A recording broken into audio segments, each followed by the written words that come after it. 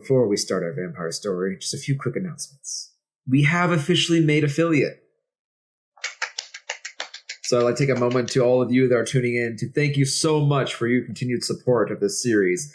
This project initially was just a dabbling for fun and games, but thanks to all of you and this wonderful community, you have begun to make this much more. Thank you so very much for your continued support. Let's tell a vampire story.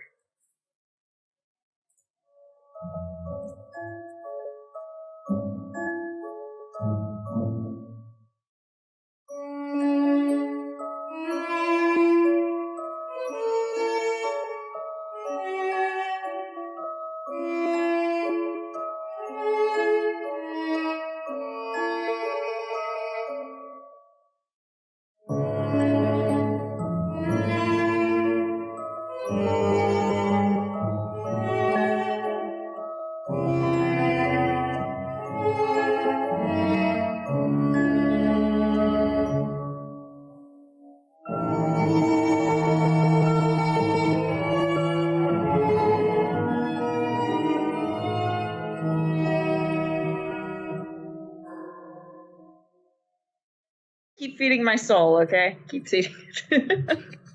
Hey, you know what? You're a I enjoy vampire. it. You don't have one. Yeah. Well, I don't know about Technically, That's to be... Anyway. That is not 100% for certain, Mr. 8 Humanity. Yeah. You're one to talk. What's that wine tasting, by the way? Yeah. Oh, it's very delicious. I wish you could have some. Really, I do. Alrighty, so, as always, with the start of this wonderful evening, you all begin to arise. Luckily, Acer, as always, rises first. So, we will start with you. By my understanding, you were heavily damaged the evening before. As you arise and awaken, the vitae coursing through your veins bring you back to consciousness from the long dark of oblivion. You feel that soreness. The skin heavily worn away by severe road rash to the point where you can see muscle and sinew along your chest and torso, and along your shoulder. The slight bruising along the side of your face where you had skidded and rolled into the wipeout of the asphalt. It hurts. Would you wish to try and heal some of that aggravated damage? No, I think it makes me look pretty. Hell yes, I want to heal. All right, go ahead and make 3 rouse checks for me, please. Alrighty. 2 successes, 1 failure. All right, you do grow hungrier. And now, as always, go ahead and make 1 more rouse check for the morning.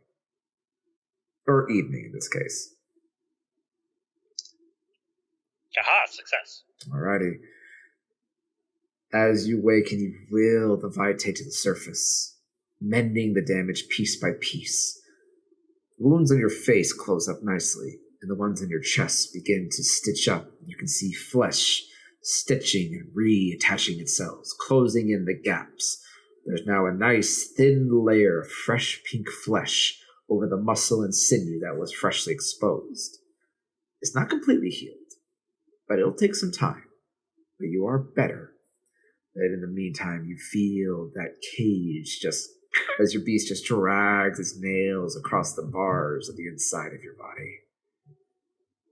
Oh, Acer. You really like to play wild and reckless.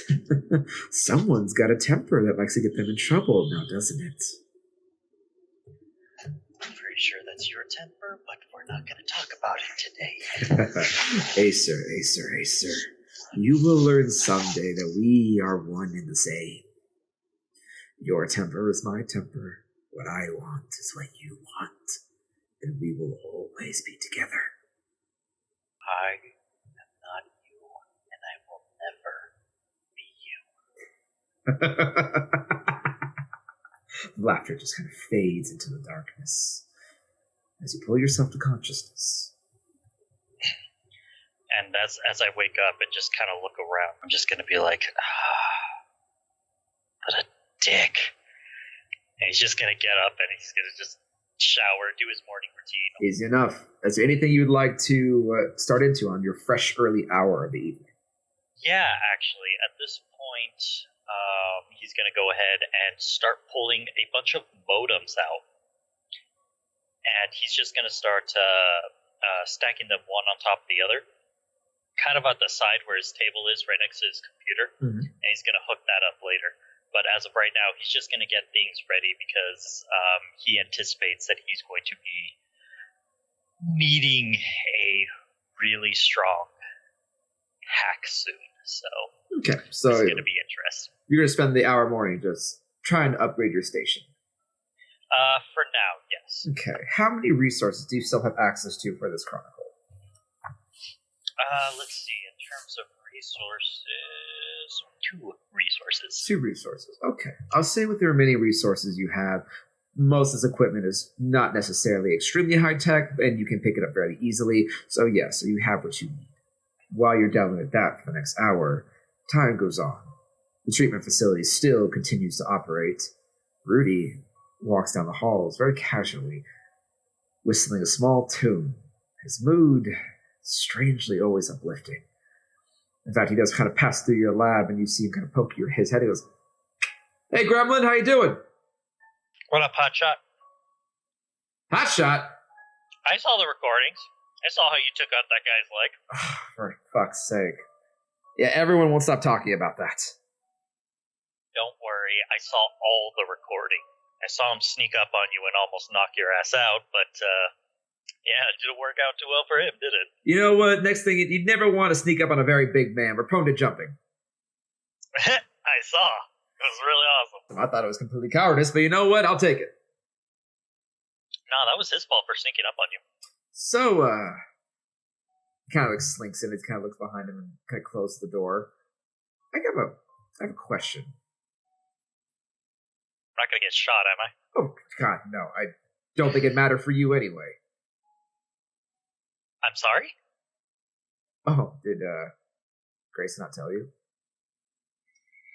Tell me what exactly?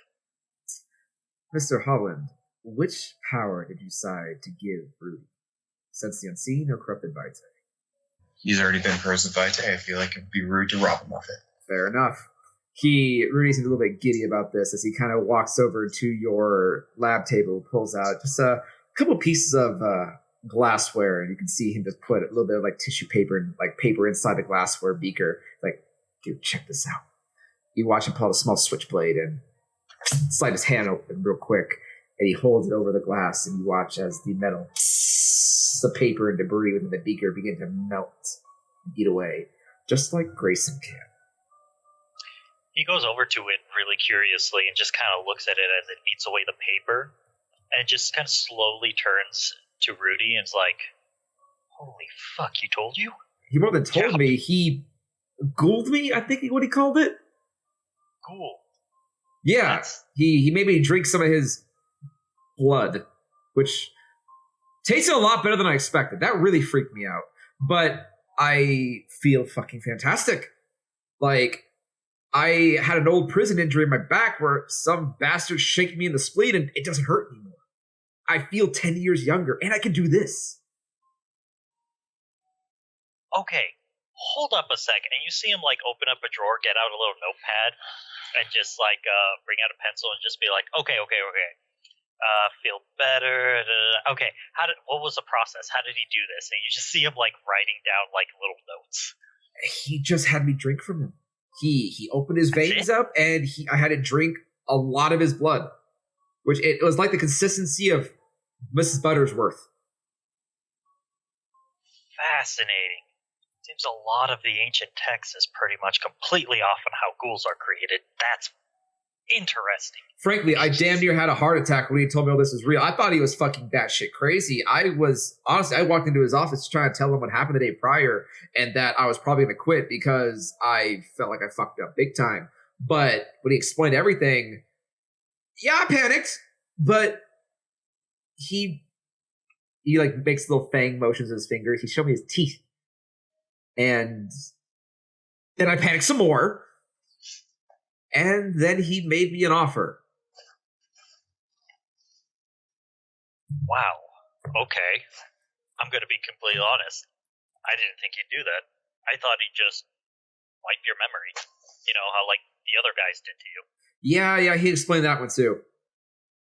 That really sucks. But yeah, I just wanted to stop by and be like, just so I know I'm like a part of the club now. You know, I get it. Well, all right. Welcome to the club. I'm gonna be completely honest. I'm not fond of this. Well, why not? I think I'm cool. Oh, you are very cool. Let's just say I'm not well liked. Well, I like you. This community. You know what? Thank you. That actually means something. I mean, to be fair, I've been in a lot of fucking dumps. Okay, I've secured some great places around the city. This is like one of the better situations that make my life a lot easier to deal with. Like this whole thing you got going on, it's a little bit intense, but my god, that security system it's on point. I mean, we have to be in order to keep track of whoever comes in and out. But yeah, I kind of want to just approach somebody other than Mr. Holland and kind of say, if you need help, please let me know. I would talk to the redheaded chick, but she kind of scares the shit out of me. Yeah, look, same. I'm not gonna lie. Seriously, she's really fucking scary. And I've done time, man. I've met some really fucked up motherfuckers, and they aren't even half as scary as she is. I think it's just her aura. Like she's a pretty okay person when you talk to her. Once you get past the 2, 3, 4, 5. I counted 6 walls so far, so I'm still trying to break through. We'll see what happens. Well, be real fucking careful, man. See, the thing about bugs me is that I've met people like that, but not as intense. They've always got something to hide, and it's usually really big things that you want to know about because it applies to your safety, but it fucks you over if you do know it. So, I don't know about you. I don't dislike her. Mr. Holland seems to trust her. I mean, he's given me very express permission to let you guys do whatever the fuck you want to do. But I personally don't trust her. Look, I'm gonna be real. I didn't trust Holland or Crescent either when I first met them. But they both saved my life. So I can at least attest for both of them that they're the good guys. Well, I can say Mr. Holland for sure is trustworthy, but I'm not so sure about that redhead. Something about her bugs me. Well, if it makes you feel better, I probably wouldn't be here today if it weren't for her. I guess that's gotta count for something. I guess I'll drop that for now. You guys seem to know better. I'm new to this whole thing. I spent 6 hours yesterday just trying to see what I could fucking melt through. Then I got real lightheaded. Oh, yeah, trust me, you and I both. I'm still figuring things out myself. I mean, it's pretty amazing, right? I would call it interesting. You don't seem like you like this type of thing.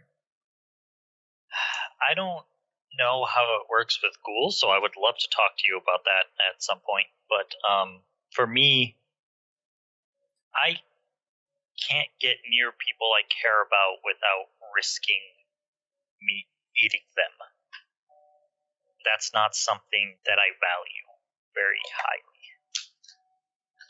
At least it has a good reason behind it. Look,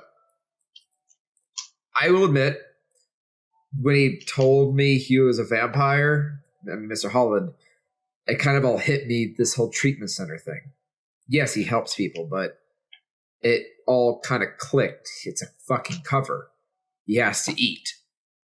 So I think it's pretty fucking smart of him that if he has to eat, surround him with people that he has free pick on.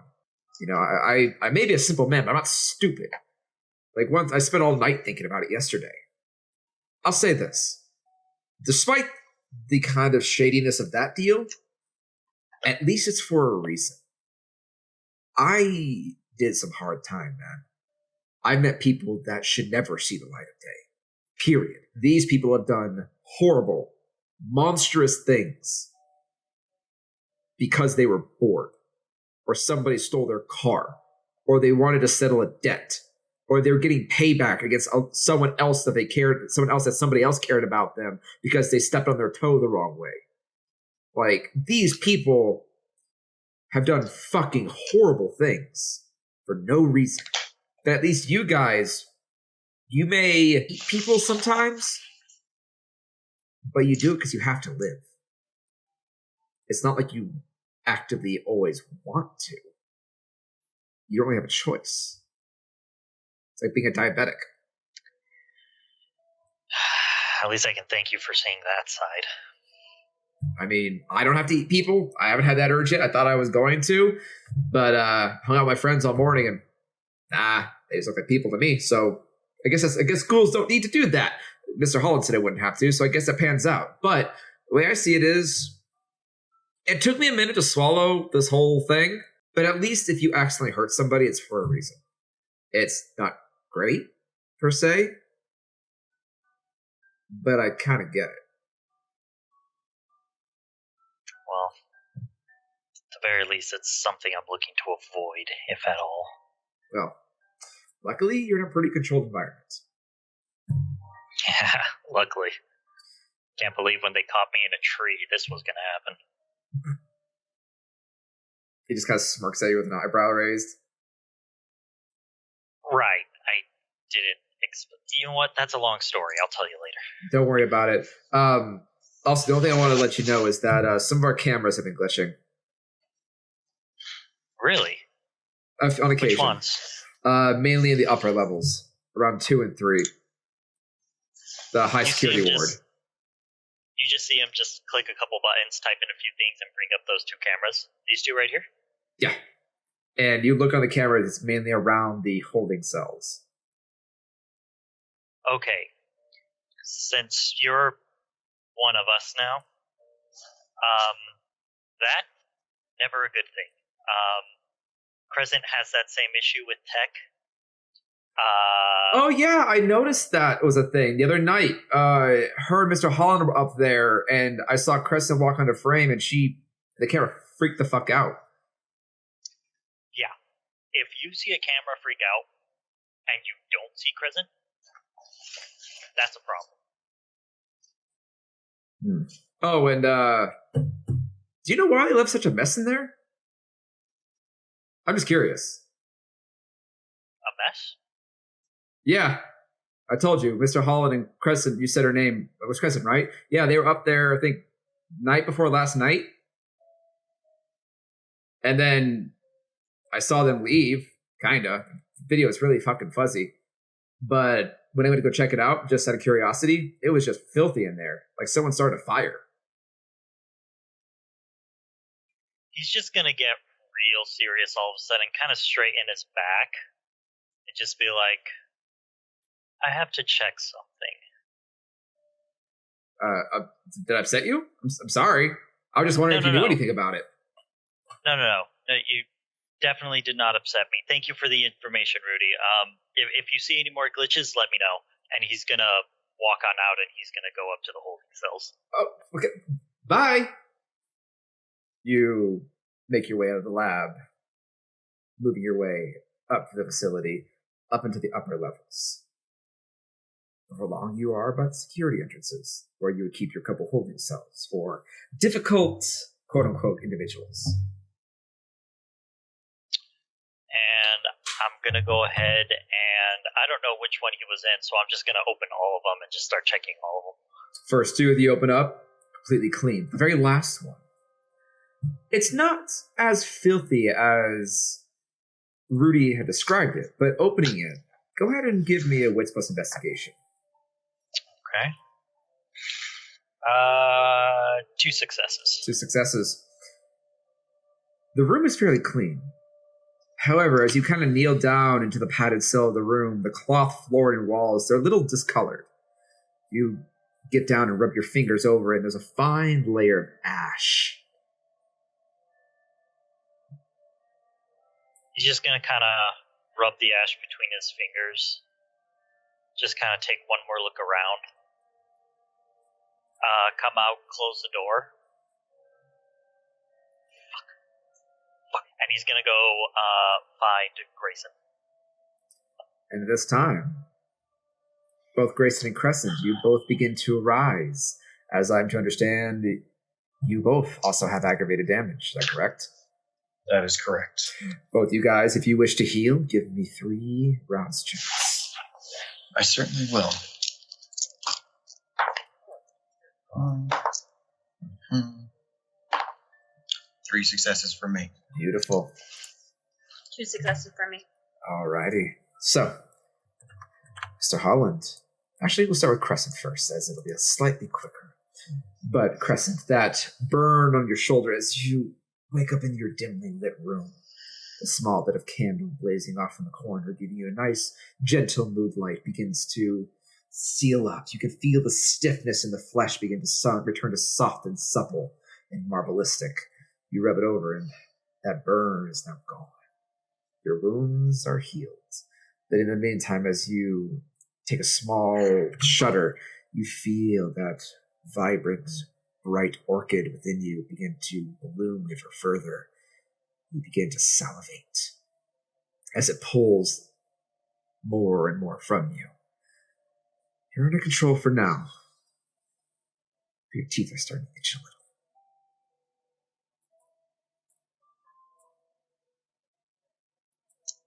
I'm just gonna get up and get ready for the day.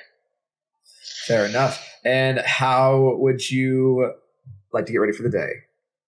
I probably already showered last night because I had to change out of that dress. That was a disaster.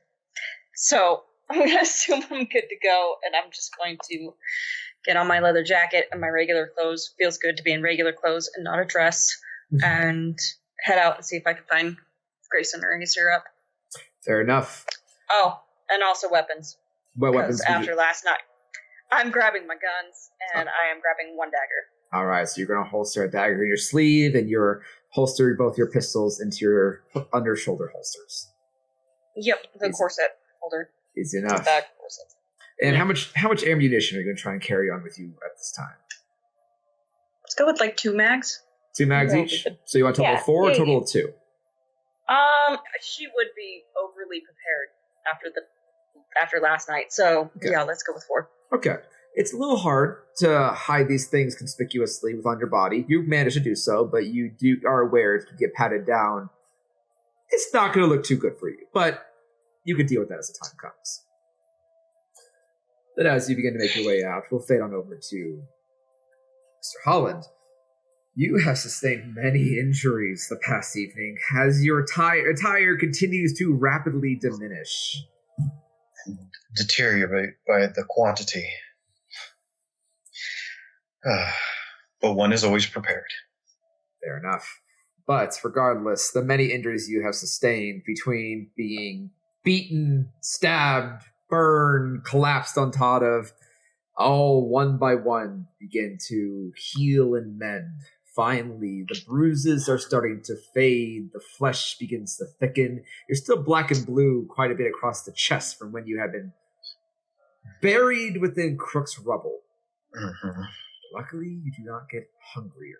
And just double check, have I made both of you use your morning rouse checks as well?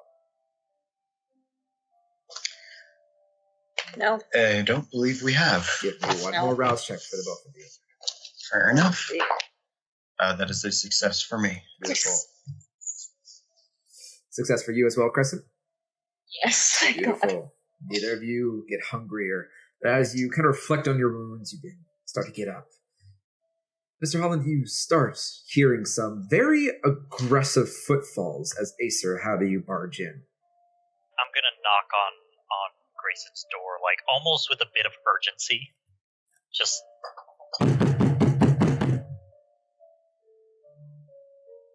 Well, that can only be a select few. So come in as I get up, and I'm going to head over to my drawers and start changing into more appropriate attire, clean and fresh. I'm gonna open the door and then close it behind me really quick. You walk in, Acer, and just as Mr. Holland needs to throw on a shirt, you're just able to catch a glimpse of the dark and black and bruises that still permeate all down his backside. myriadic his back almost like to a strange Art Deco piece of strange black and blue and slightly green splotches of previous injuries that he suffered up until now. Shit, you're looking great. Good evening to you too, Acer. Is everything all right? Yeah, no, buttoning up my shirt. Not all right. We have a major problem. See, I stop mid-button, and I slowly turn my head to him.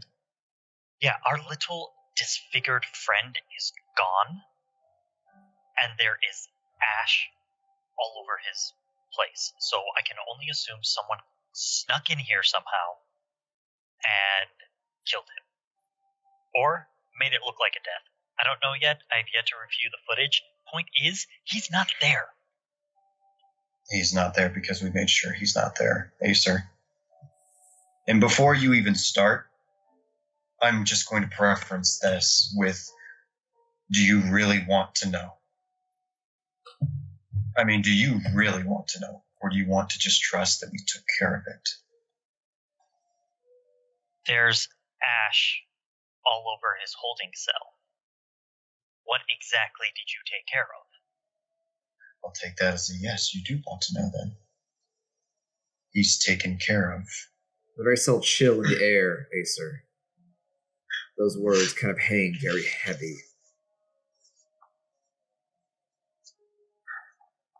Can I go down to try and find Grayson at this time? As you begin making your way through, just in the nick of time, and the door is closed. Do I hear anything? As you lean in, you do hear the beginnings of what sounds to be a very stark conversation with the words, "We took care of it permanently," from Mr. Holland. I'm just going to stay by the door and make sure nobody goes in. No worries. Well, I told you. This is the world you live in, and you're going to have to get used to it. I just thought it would be a little bit more appropriate to spare you of it. See, finishes straightening his tie and turns towards him. So, on top of the fact of not telling me absolutely anything, per your own crazy vampire rules that you shouldn't kill kindred, you just went ahead and killed a kindred. I'm pretty sure you would agree, a maniac, pyrotechnic, anarchistic end of the world kindred who saw no reason, wasn't associated very much with his own clan. Okay. I think there's a little misconception here. I have absolutely no care that you killed him. My care is that why was I not involved in this decision? Look, it's absolutely no secret that I absolutely loathe vampires. I hate them, all of them. There's like 2 good ones out there. But I assumed that at the very least, I would be brought into the discussion since we are coterie, whatever it is you call it. We are. So, what? Was he trying to escape? I think in the moment, it became very apparent that we could not have another problem on top of everything else that we were dealing with, Acer. And if you're looking for an apology, I will say I am sorry for not allowing you into the conversation. But I only ask that you do take my word when I say I didn't want to expose you to this yet. I'm starting to get a very hard read on you, Grayson. I'm assuming that you had your reasons, fine. But I do not understand your choice of logic. Sun is just a psycho, just as crazy, but somehow she gets a pass, and Humpty Lumpty over there doesn't. Acer, you know as well as I do at the time, we all thought she was dead. And, call it a misunderstanding on my part, I thought we were more concerned for her well-being as we had found out that her actions were not her own. We saw that. We saw directly to that. Now, what fate belies her now, I have no care in the world about. If you all don't, I don't. Okay, I'm gonna drop the subject here for now. Because I still want to be in good standings with you, because I already promised Paige that we would help her out with her problem. We will, somehow, which we all need to discuss here very soon. Which we will, but after this is done, you and I really need to discuss where the hell you are on this scale. I've been very clear of where I am. I don't want to be involved in this. I'm doing it for you and Glitch. That's it. If I had a choice, I'd be back in the darkness where no one can find me.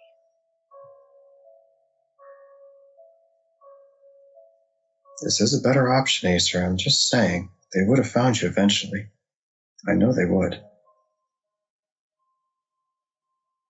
Oh, problem for a future, I guess. Agreed. I would have preferred that you don't learn this way, but better to, what do they say, rip off the Band-Aid quickly. Right. Well, before any other Band-Aids get ripped off, just a heads up, Rudy's been saying that they've been finding glitches in our cameras. So, either my system is faulty, which it isn't, or we have someone running around here that's invisible. Right. And the system is glitching specifically, correct? On specific cameras, Storyteller, you said 2 and... So far, the cameras you've had problems with are recently the cameras in the upper security wards, as well within near the church, and in the main thoroughfare area from the front entrance near a lot of where the patients' dormitories are. That's so far the recorded glitches you've noticed and you've been told. And I'm going to relay that to him. And per the glitches, there was nothing there that got like close or anything. It was just cameras on and it glitches. Every now and then, by what you understood in reviewing the footage, there'd be nothing on camera besides normal people, and then a little bit of static and interference, discoloration, weird frame tearing here and there, but it's only for a brief moment. But it does seem to kind of ripple through the different cameras. That's the part that strikes you odd. Where it wouldn't be just one camera and it's isolated, it would be one camera, and then the next camera on that line, and the next camera on that line, and so on and so forth before it stops. Okay, so relaying that to him, and continuing from there, I'm going to be like, yeah, and there's really only one person I know that could do that, more specifically, one clan that I know that causes that effect in my cameras. Yes, and I think you and I both have somebody in mind who that could be. You said they go to the church, correct, as well? Yep, around there, around the ward. Does they kind of look around the room? Are you using Sense the Unseen? I'm going to, for a moment, I look around normally, see if anything's disturbed, but then I activate Sense the Unseen. Looking around, your eyes kind of shred over that slight greenish reddish glow as you kind of look around with your enhanced from your sight. Besides the slight ethereal fog that coalesces between the realms, nothing. Well, as far as I can tell, my abilities, no one's in this room right now. Sorry, do you have an ability that actually lets you see invisible things? Manner of speaking, yes. Still render them invisible to me at times. Right. One more thing. Can I see your phone? I take out my... Actually, I probably would have plugged it in, so I'm going to go over to my desk, unplug my phone, and hand it over to Acer. Thank you. I'm going to flip it open, pull out my phone, click a few buttons on his phone, click a few on mine, and then give it back to him. Thanks, I need to reconnect the bug. And then he's just going to leave. Do you need some time, or... Time is something we don't have. Let's try and find Malakoff. As I tuck my phone in my pocket, I will follow him out. You all begin following your way out. In the meantime, Crescent, what are you up to? As you had snuck away from that awkward conversation. Yeah, no, probably snuck around, but she's used to going to Grace and Acer first thing, so now she doesn't really know what to do, so I'm just gonna wander the halls a little bit. See who's up right now. As you begin wandering through the halls, you see many individuals around this late hour. Still relatively early in the evening, though people are starting to bed down, and as always, the mortals that do see you give you a wide berth, many of them not wanting to maintain eye contact with you in the slightest. You do see Rudy, as you kind of pass through, who does not seem as nervous of you.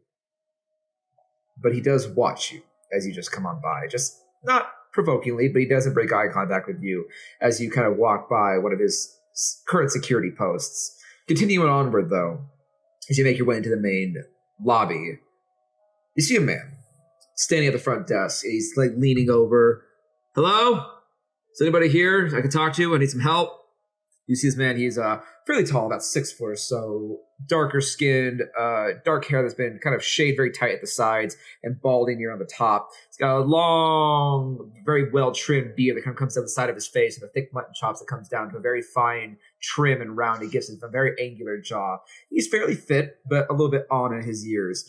He carries with him a very stiff posture, military maybe ex-military, hard to say. The kind of, hello? Does anybody run to hear this desk at night? Oh, hi. He turns to you. Do you work here? Or are you a resident? Neither? Really? I'm sure Danica should be back anytime. What's up? I'm looking for a Mr. Holland. I'm sorry, I don't mean rude. My name is, I'm Chief of Police. My name is, Richter Scale. I know it's an unfortunate name. Wow, okay. I know. If you're gonna say something, just fucking say it. Yeah. If you're gonna give a smart crack about an earthquake or how I'm big, go ahead and do it now. It's your free pass. I hear it all the time. Oh, see, now you're just taking the fun out of it. Anyway, you said Mr. Point. Holland. Yes, I'm looking for a Mr. Holland. I'm under the understanding that he's in charge of this facility, and there was an incident that happened here a couple days ago. That he is. He's currently in a meeting right now, though. Can you please go get him? I need to speak with him. I'm assuming this is really urgent. Considering the fact that one of my officers had to be taken out of this facility in emergency standards with a severe concussion, I would say yes. You're talking about John Stone. Right. Oh, so you were a witness to this event? More of I came upon it at the last minute. Yes and no. He kind of crosses his arms and looks at you. That's very odd. I'll go get Mr. Hall. Actually, I want to ask you something before you leave. What's your name? Crescent. Well, I told you my name, but I prefer to call me Mr. Scale. Or Officer Scale. However you prefer. It's a lot easier that way. I have to ask, why did you not stick around to make a statement? Because I don't see your name in any of the reports on what happened. Mr. Holland prefers me to stay out of any business, really. And would you say Mr. Holland is overall an honest man? Very. Okay. And since, obviously, you should have stuck around to leave a statement, but I'm not here to get anybody in trouble, can you just tell me what you saw? And just in complete honesty. I'm trying to get to the bottom of what happened.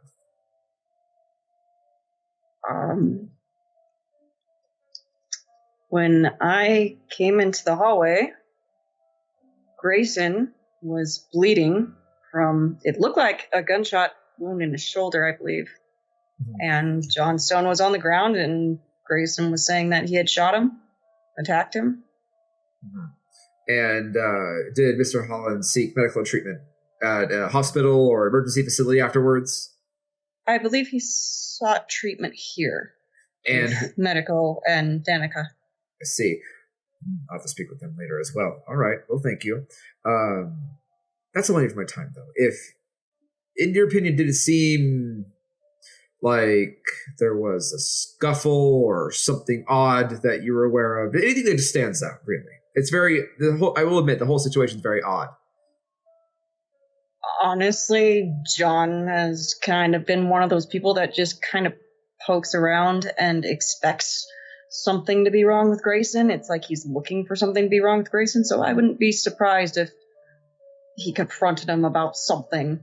I don't know. So there was an argument. I don't think there was an argument per se. It's just John's doing what John always does and overly suspicious about things that don't need to be suspicious. He kind of just casually flicks back his trench coat. You can see the very large belt of police attire. You just see a gun holstered on one side. He just kind of leans against the counter, brushing his beard a little bit. Understood. Thank you for your time. I won't bother you with any further questions. Next time, though, if you do see something and there are police involved, don't run away from the scene. They can put you in a lot of trouble, young lady. But do me a favor if you can acquire from me, Mr. Holland. I will see what I can do. Thank you. I will wait here. I'm going to walk down the hall back towards Grayson's room. It's not long as you're walking with a bit of a rushed pace that you do come around the corner and see a very tense atmosphere as Grayson and Acer kind of slide out of one of the secret passageways around the corner. As we kind of come out, I'm just going to like say one more thing to Grayson, just be like, we have to tell Crescent, right? We will. We'll get to that. It's just, let's get to it. All right. There's a lot of important conversations going on here, but the point is Grayson, there's a police officer at the front. Okay. Who would it be? Is it Stone again? It's Officer Scales or something. Chief? Scales? Officer Scaly. It's like a dragon? Name. Yeah, exactly, like a dragon. Would I recognize this? You would definitely, with your influence, recognize that this would be Chief of Police Officer Richter Scale, preferably Officer Scale. Of course, Officer Scale. Yeah, he wants to talk about John. I'm going to go talk to the chief very quickly, and then we will continue on. He's really asking a lot of questions. Just a heads up. He's very proby, so just have your story straight. Mm-hmm. I do. I appreciate that. I will stay within earshot. How about that? Thank you. Yep. And I am going to go past them, and I will take the secret passageway, but I will take it to where it leads to a separate hall where I can, round a normal corner and make my way to the front desk. No worries. You make your round on the opposite side from where Crescent has left, and you do come around the corner. You do see well, you never have met him in person. The very tall individual, as he kind of leans against the counter, his back to you. You see him kind of like leaning over the desk a little bit, looking down the slight staff entryway behind the desk, kind of looking around every now and then, looking at the time, checks his watch. You see he kind of flicks his coat back, and you do see he is wearing typical police equipment, including a baton, flashlight, gun, pepper spray, etc. As he's not in full police uniform, it's a bit more casual, but he still seems to have all of his gear as an active member. That I'll make my way up to him very, very casually. Officer Scale. He kind of straightens up. Turns around, points at you. Mr. Holland, I presume. That is correct. It's good to meet you. And I reach out with the hand that was the opposite arm where I was shot. Because I keep that one kind of low and close, almost like kind of like an angle to where I'm like almost sort of supporting it. Go ahead and roll me a charisma and subterfuge. I have no clue what's going on, so I'm literally just right behind him. Maybe like 2 feet behind. That is... It's just Acer. I have 1 success. 1 success. I'm not trying to play it up too much. He does look. You just see kind of tilt his head a little bit. Just a very brief flash of his eyes looking towards you, kind of just lean in an odd way as you reach out the arm. He does reach out and take you, and he clasps your hands very tightly. With a very firm grip, you can immediately feel very calloused, seasoned hands. Someone that works with his hands, or at least works out heavily, possibly. But he does grip with a firm handshake. It's like, yes, she's up to scale. You ran to my associate, Officer Stone, and I would like to discuss this further. I'm sorry, as he looks behind you. And you are, as he points over to you, Acer. Hi. I'm tech support. Okay. Is there some tech you need to go fix? I'm having a private conversation with your boss. Honestly, I was just following him. I don't know what the hell's going on. I just private thing. Excuse me. Acer, yes, if you wouldn't mind, I'll be with you in a moment. I just need to discuss a few things with the officer here, and I'll be along shortly to look over. Okay. Just kind of walks by like... Evening. He just nods his head to you as you walk by. I just nodded him back and just keep walking like, this fucking day is so weird. I'm gonna go find medical. Acer. Then I hear her whispering and I'm just kind of like, okay, we're doing this now. And I'm just gonna go Yeah, we are. go towards Crescent. So as you kind of backtrack your way around unseen towards where Crescent is, Chief Officer Scale kind of just like, okay, good. Is there a place where we can talk privately? I promise won't take up too much of your time. I can understand with a facility of this size, you're probably busy, and I'm sure you're probably still in a lot of pain. I do appreciate that. They have me doing these flexibility workouts to make sure everything is still connected, but I told them, as far as I know, everything's still good. But actually, yes, if we could, the break room over here will actually be the closest and a little bit more private that we can discuss. Perfect. If you don't mind, and start making my way towards. And as I do, I kind of point out a few things around the facility, like, of course, front entrance. We have had a few new renovations here and there, and it has been a godsend, to be honest. You do see him as he does look around, and he doesn't really make any comments. It unnerves you slightly how quiet he is. Unlike Stone, who seems to always be running his mouth. But Chief Scale kind of looks around. You see his eyes do note on the cameras in every corner. You just see him look at the doors and the front doors. You see that he is very focused on your guys' security measures. As you do point out a lot of decor and a lot of Tadash that you use to fluff up your center for appearances, he doesn't seem very interested in it. Well, he does nod and give mutterances of approval here and there. He goes, that's nice. Oh, well, that looks expensive. Well, that must be a lot. And just kind of keep the conversation going. He never seems to stay focused on those. It's always your security details he seems to be very focused on. I'm going to keep a mental note of that, as I do find that very odd. After a moment, you lead him into the break room, and he does make himself comfortable in one of the chairs and kind of sits there like, that's comfy. Yes. Honestly, if the nurses don't feel comfortable and the orderlies are not feeling tip-top, I mean, how can I expect them to give 100%? By the way, it's not much, but did you like some orange juice, some apple? Get coffee, the please, if up? you have it. Oh, absolutely. And it's not the best, but coffee's coffee. Supplies. Coffee's coffee. Black, nothing fancy. I can absolutely do that as I go over and they be a little Keurig machine. And do you have a preference of flavor? It looks like they got coffee.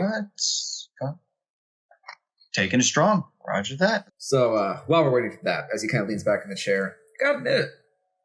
You've done well for yourself, Mr. Holland. Last time I remember this little facility, I had never had the time or the necessary need to walk into a place like your previous one, but I definitely have heard through a lot of my channels that you've been doing well for yourself, and I definitely can see an improvement.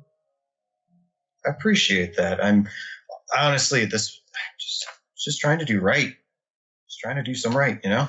I feel like I've been given a good opportunity. I just want to make the best I can with it. I will not try to take too much of your time, as I said before. I want to come down personally. Because it did make it to my desk, the situation that happened 2 nights ago, where you were unfortunately injured. And I just kind of want to sit down and talk with you about that personally, as this is kind of a delicate matter. As I turned to him, I was like, I appreciate that. As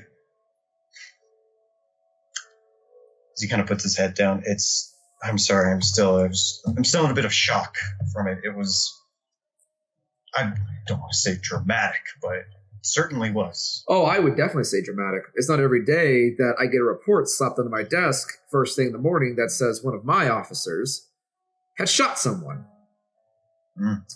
And it's also not something that I would hear that in the report stated there would be legal action, and then I never received any calling for legal action. So I thought it best that this is a tentative matter. I figured I might as well come down personally and give you a rundown. We talk, break bread, so to speak, for a moment. Just kind of get on an even ground on what is going on and what's going to be done in the future. Okay. So I'll start off right off the bat. I do have to ask before I get into that, though. Obviously, being shot's no fun. And I don't mean that disrespectfully. I'm ex-Marine. I know what it's like to get shot. Thank you for your service. I have to ask, though, why didn't you go down to a hospital afterwards? As there were no reports of medical treatment, I could not find you as an active patient in any local hospitals or ER. There was no bill. There was nothing sent to my desk. Normally, when somebody has been wrongfully injured, I receive basically a notice saying that we are liable for it. I mean, as you know, nowadays, the police are under very heavy scrutiny. So I'm just actually curious why you didn't go to a hospital. In the moment, I was thinking I could go to a hospital, but in honesty, if I was at my facility, which we have upgraded and have a bit of medical relief, not full, obviously, but I was able to get looked at by some of my own nurses here. Felt no need to go to the hospital. And which of your nurses took care of you? If I could have their names, please. I would like to follow up with them. Sure. The one that is chief over there, Danica. She is most trusted. I very much appreciate her. And Mariko, I believe Mariko was there for a little bit. I'm still in a bit of a haze from then. Mm-hmm. And so your chief of medical staff, Danica, she's the one that treated you, correct? I would say yes, she was. Okay. And was there any severe complications? I'm understanding if you're using your own private medical facility, it's not probably up to the same code as a hospital in some ways, but you are in a treatment facility, so I'm not really room to judge, but there wasn't any severe complications, you're doing okay. It's true. I call it another stroke of luck, but it seems that it wasn't, the bullet wound didn't hit anything too vital. Maybe skimmed across the flesh just over the top of my shoulder, but very close, very close. You can't imagine what I would have done if it would have hit the bow. Oh, of course not. That would have definitely not been a good situation after all. You know, getting shot in your left shoulder is not a fun thing in general. No, not at all. No, it isn't. But regardless, I thought it'd only be fair to give you an update that Stone is alive. He did suffer a decent head injury, a very severe concussion. He did hit the floor pretty hard, based on what the report said and by what I was told. So he did make it to the hospital. He is pulling through, and he's not in a coma, but they've medically induced him for the time being until he recovers and gets a bit more healed. I don't know all the specifics about it. All I know is he's going to be on medical leave for some time. And in the meantime, I will be doing a thorough investigation of all the information. As obviously, since I did not see a suit on my desk, I'm assuming that your desire to press legal action has been reconsidered. It has. Can I tell you, do you happen to know my phrasing, my almost the motto here? I don't believe I have the pleasure. Everyone deserves a second chance. Just like I was handed my second chance when I had that unfortunate accident when I was younger. Cliche, but fitting. I have to admit it. yes, it is a little cliche. Well, I can't really fault you. This place is thriving. I guess cliches are cliche for a reason. They work. But I definitely will assure you, if you are not going to pursue legal action, if there was any expense that needs to be covered by you and your staff for the injury that you suffered, we'll be more than happy to look into that. Though I will assure you, a thorough investigation will be going on what exactly happened. As unfortunately, the only people I have witnesses for are the security officer, as well as any relevant additional officers at that time that were helping manage the situation. Were there any of your patients that saw what happened?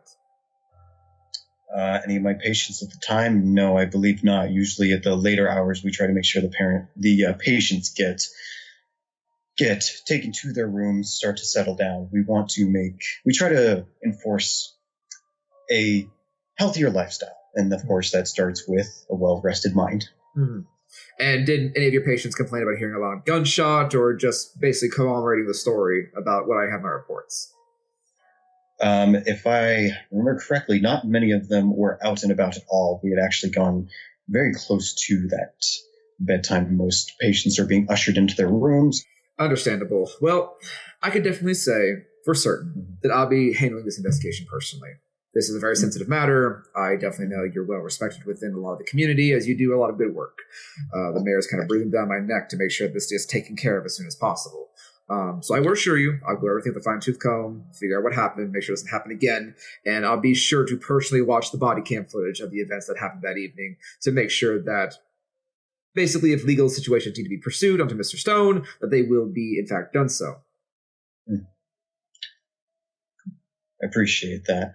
I just wanted to let you know, I don't want to say anything against Mr. Stone, but this was just one of many, many attempts to get into my facility, and I'm not going to use the word harassment, but honestly, it seems like he was coming in to find some great riddle, but there is none.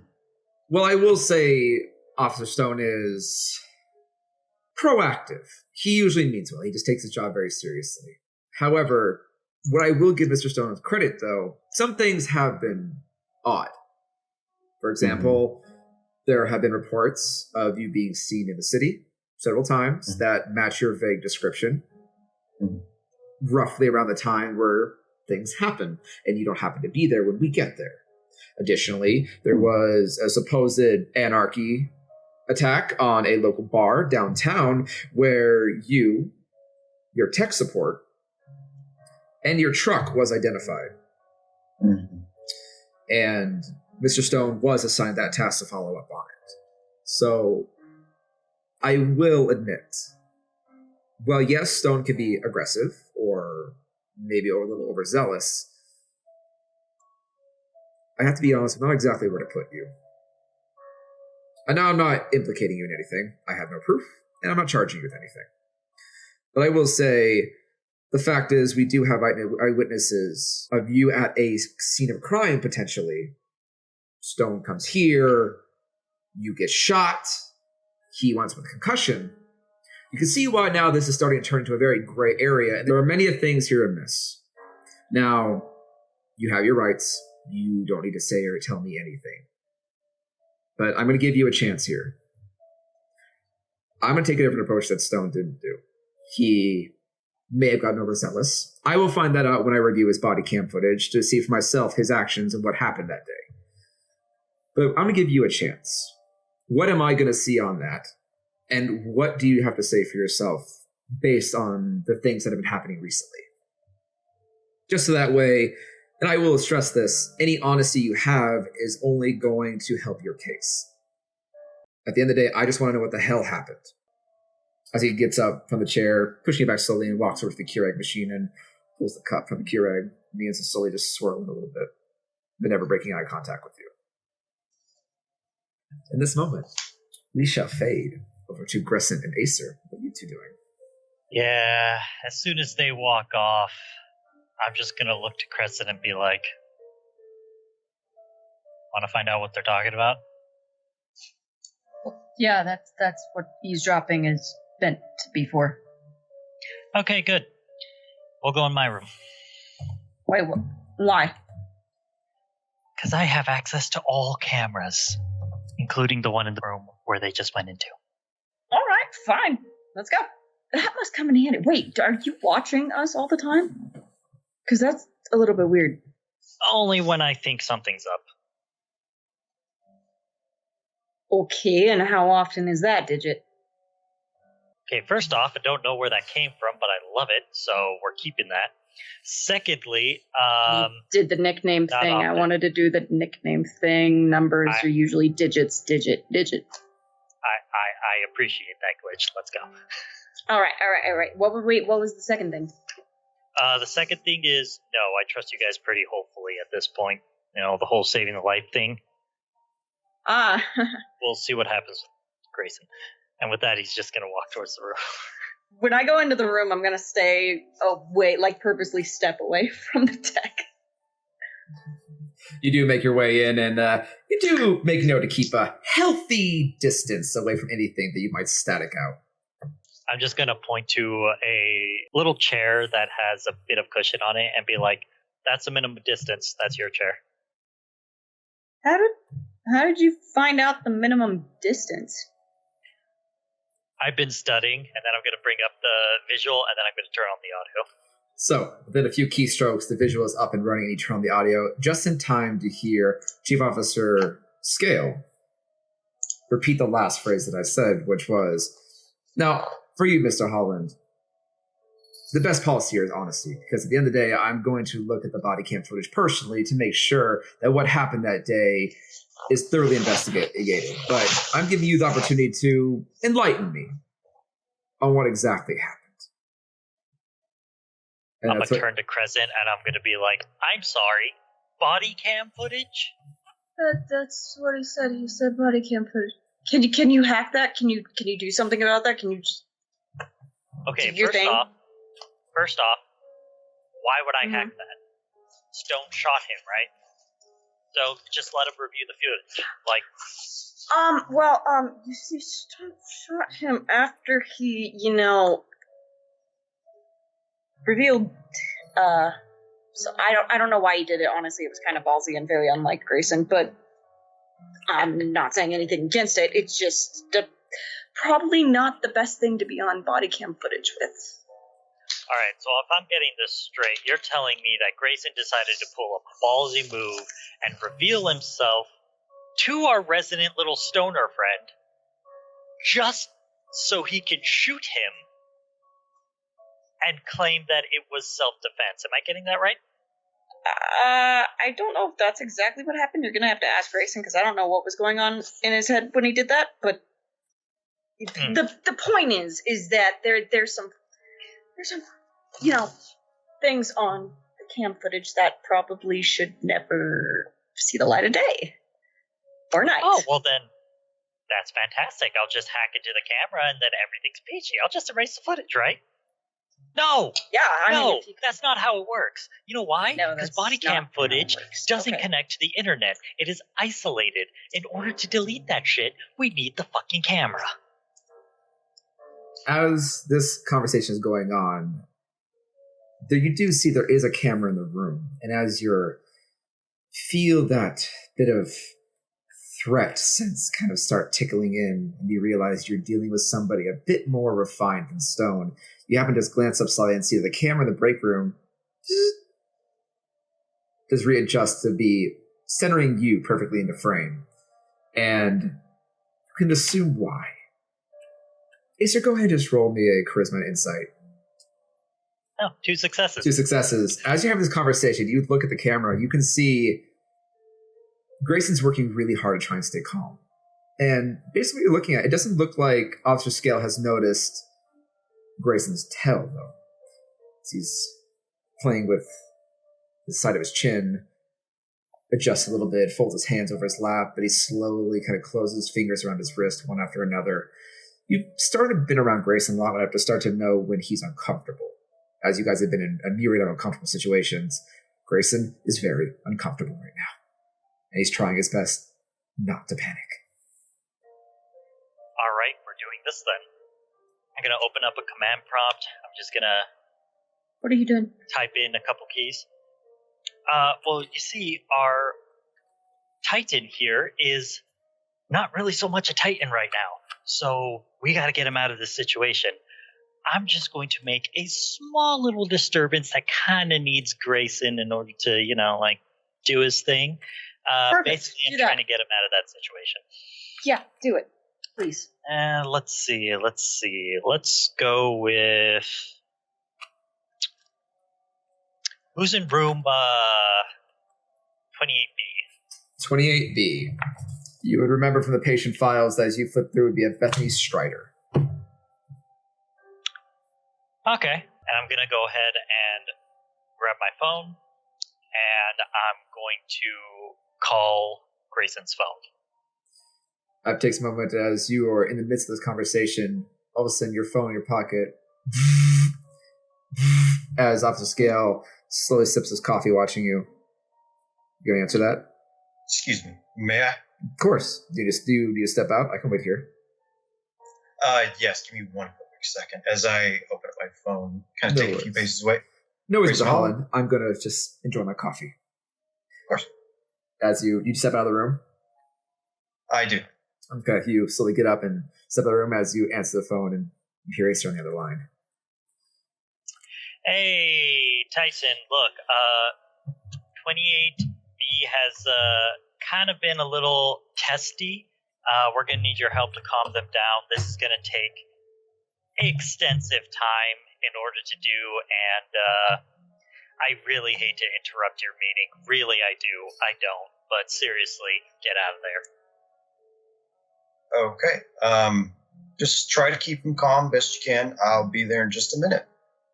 As I hang up the phone and I peek my head back in. I'm sorry, Officer Scale? Oh, yes, as he puts his cup down. I apologize. You need to cut this short. One of my patients needs my attention quite quickly. It was one of my elderlies. No worries. Just Just puts a finger up, drinks the rest of his coffee, sets the mug down, runs a little bit of water from the sink, and just empties it out, sets off to the side. Well, I think at this point I have everything I need at this time. I will be in touch, Mr. Holland, as he puts his hand up to shake yours. I'll activate Blush of Life as I reach out to grab his. You reach the hand, he does look down, like, I guess that break room was warmer than I thought. Your hands were a bit clammy when I came in. I appreciate that sometimes. Well, it is Seattle. It is the cold weather, so you take care of yourself. You don't want that shot getting infected. You don't want to get sick right now. Trust me, it'll be the end of your existence. But for now, I'll leave you be. I'm sorry this came out a bit hard. Again, very sensitive matter. But you go take care of your business. I will see myself out. I appreciate that. As I kind of shoulder the door, just kind of hold the door open for him, and let him exit the room. He exits the door as you see him buttoning up his trench coat. He's like, "I'll be in touch, Mr. Holland. You'll hear from me soon." Absolutely. And you see him actually just very casually walk out the front door.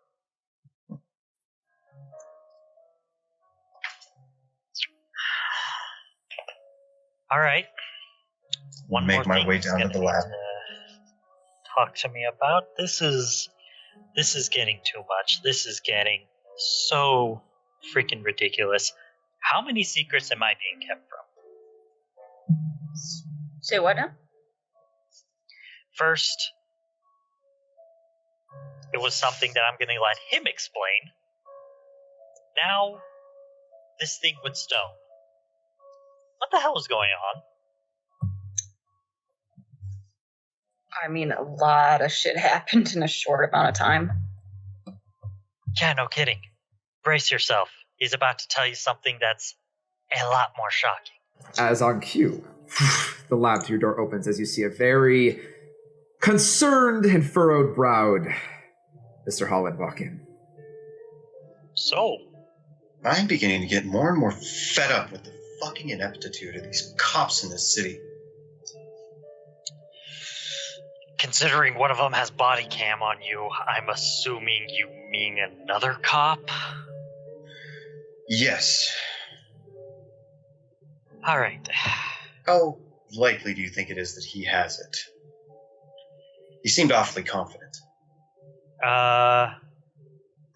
knowing Stone and his crazy antics that I've seen over the past month or two, probably highly likely.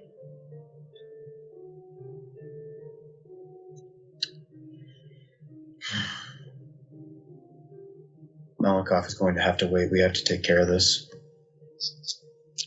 Just as well, I don't think I'd be able to face him tonight anyways. It's fair. All right, so we're doing this tonight. We should probably tell Sierra. Oh, she already knows. As you see Sierra leaning against the threshold of the lab. What am I hearing about Malakoff having to wait? We might have another issue on our hands. What could be more of an issue than a Russian veteran madman tearing his way through your city? A very worried Titan that might be exposed, and we might lose the very haven we sleep in. Looks over to you, Grayson. Can you elaborate? Masquerade's at risk right now. In summary, yes. I had a troublesome cop who would never seem to leave me alone, and he came in unexpectedly, showing evidence of a few of the deeds that we had to perform for Prince one night. And to get him off my back, since he was ridiculously resistant to me and pushy, I figured, why not give him a little taste of what he wants? He wanted to find something on me, so I let him. Only thing is his reaction was, well, I would say, a little extreme. Extreme how? He shot me. There's no cameras in my office. I start screaming, run out of my office, holding my arm, screaming bloody murder, saying he's trying to kill me. Scuffle ensues. He bops his head on the ground and floor. Now it just looks like Mr. Holland, myself, has just been the victim of an insane police officer. Okay, so what's the problem? The problem is body cam footage. Yeah. As they so eloquently put. Yeah, we might have forgotten that little detail because we were dealing with a jumbled mess of fuckery with, no offense, but you guys coming in. So, we didn't... Yes, it was just bad timing. Just really bad timing. Okay. And also, no, to the two of you, I can't hack it. It's isolated. We need the actual camera. Okay. So, Malakoff still is a problem. He cannot be allowed to just roam free. If we don't... I agree. If we don't look for him sooner than later, he will slip away, and the next thing I know, my head will be on a pike before I disintegrate to ash. Which is why I have a very risky plan, but it might kill two birds with one stone. Okay. So to speak. Johnstone? She got it. Well, the good news is he's comatose, from what I understand, induced. Alright, so that's okay. Here's the deal. I need access to all the data the police have, so I need access to their mainframe. However, as I motion to all the modems that I put on the corner of my desk, see that? That's the Bessie way of doing it. Which means I do it this way, and I got maybe about an hour and a half to basically get out before they backtrack me. Or I open up a drawer at my desk and pull out a USB and put it on the table. We break into the police station and install this into their hard drive. And what is that as she leans over trying to touch the USB flash drive? This, friend, as I just kind of pick it up and toss it to her. She catches it. That is a USB drive containing a specific code that will allow me to enter the mainframe whenever I want, however long I want, and no one's going to notice. It's called a backdoor. It's a very simple program, and unless you're a hacker and know it's there, virtually undetectable. Okay. Did I just break it by holding it? Yeah, I was going to ask that. electricity has to be running through it in order for it to work. So long as you're holding it, it might as well be a paperweight if it's not connected. Oh, aggressive catch. Oh, God. Okay. Rapid reflex that. Okay. Well, my point still stands. Malakoff needs to be found tonight. But do you really want to let him just have free reign? No, of course not. Let me put it this way. There are several cities within this country that he has blown his cover. He has faces in other cities where he is not allowed to step in because he's considered a fugitive because of the things that he has done. Our sire So we have 2 masquerade breaches on our hands. More so, no offense to you, Mr. Holland, yours is bad. That's not a great situation. Malakoff's is like dropping a nuclear bomb on a shelter for puppies. He is a ticking time bomb, and when he goes off, nothing will be spared. Blood will run in the streets. Why don't we do this? The night is young. Humans are stupid. They're punctual. We take care of your problem first, Grayson. We get in, we get out. It's only the footage, right?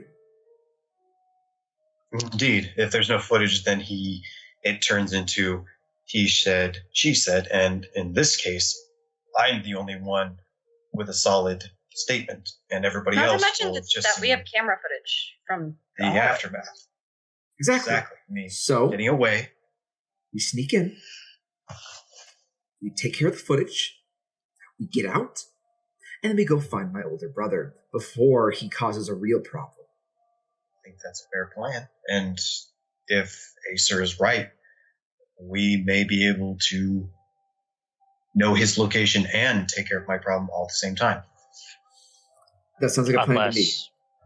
Unless you know your brother and you know exactly where he's going to be. I don't know. I don't know exactly where he's going to be. Like I said, he is a wild card.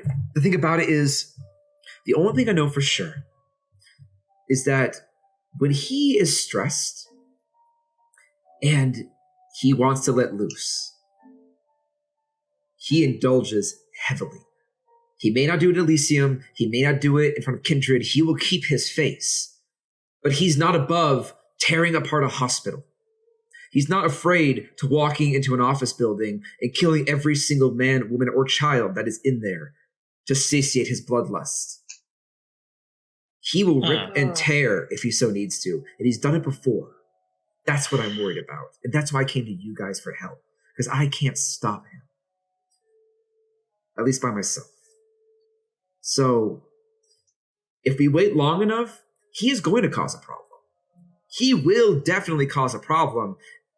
The problem that I want to prevent is causing one so big that, this is going to sound really conceited of me, but it causes one so big that when we do take care of it, it's going to paint the La Sombra into an even harder light, because that's going to decrease our chances of getting the other clans and your prince to finally agree after we test this whole thing out. So, I don't know exactly where he's going to be. He likes, like I said, drinking, feeding, and sex tends to be his vices. And he's not above causing a lot of damage to satiate if he loses his temper. Which, since we haven't heard anything, we probably are okay for now. As you said, the night is young. So, we hurry. We find this police station, wherever this officer was. We find the footage. We get in. We crush it. We get out. And then, hopefully for you, Grayson, you'll probably do the smart thing and separate this other police officer's in a coma from his head from his shoulders. So that way we don't have to deal with this any further. That's what I voted for. Okay, number one, he's comatose, so we can deal with that at another time. I'm not about to go... That's the perfect time. Killing a police officer? Okay. You almost did. How about we play this a little more finessely instead of just shattering the camera and implicating him even more? Because let's face it, if Scale is as good as he says he is, he just told Grayson that he was going to review the footage, and then all of a sudden the camera's gone. Yeah, kind of implicating him just a bit more. So instead, why don't we take one of my blank cards and just switch the cards, leave the camera alone, and it will just look like he forgot to turn it on. Makes the most sense. It could actually work against him as well. Say that he was working far out of his scope of practice. I could do it. Wait, what? I'm not a fighter. I told you that. I can't fight Malankov. And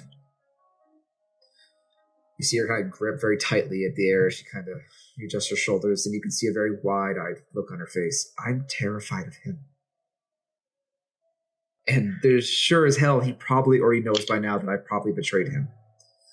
I would be hell-bent to believe that if he saw me, he wouldn't think twice about ripping my own head off. And he could succeed. And I frankly want to see tomorrow. Let me go in. I would have owed you a boon anyway for this. Consider me repaying this. The Sombra are naturally good at being sneaky. I'm good at being sneaky. And if I get caught, well, you just see she turns her face, and all of a sudden there's like a slight, almost pull. And Acer, you immediately know this feeling, as is the same type of feeling you got when you looked at Eleonora. Whoa, okay, hold up. Pause, time out. Please stop doing that. Sorry. She kind of relaxes a little bit. I have my ways. I have filtered myself through mortals a lot longer than you, little sister, and definitely a lot longer than you, Mr. Holland. If need be, I could simply walk in if I had to. So, I'm not going to be any use when it comes to Malankov. I've already told you everything I know. Why don't we split up? I'll sneak into this police officer's residence or building or wherever the station is. I'm assuming they have a big room full of shit that they probably investigate. They did in Romania. I'm sure it's not too different here. Mm-hmm. I'll sneak in. I'll just switch the cards out.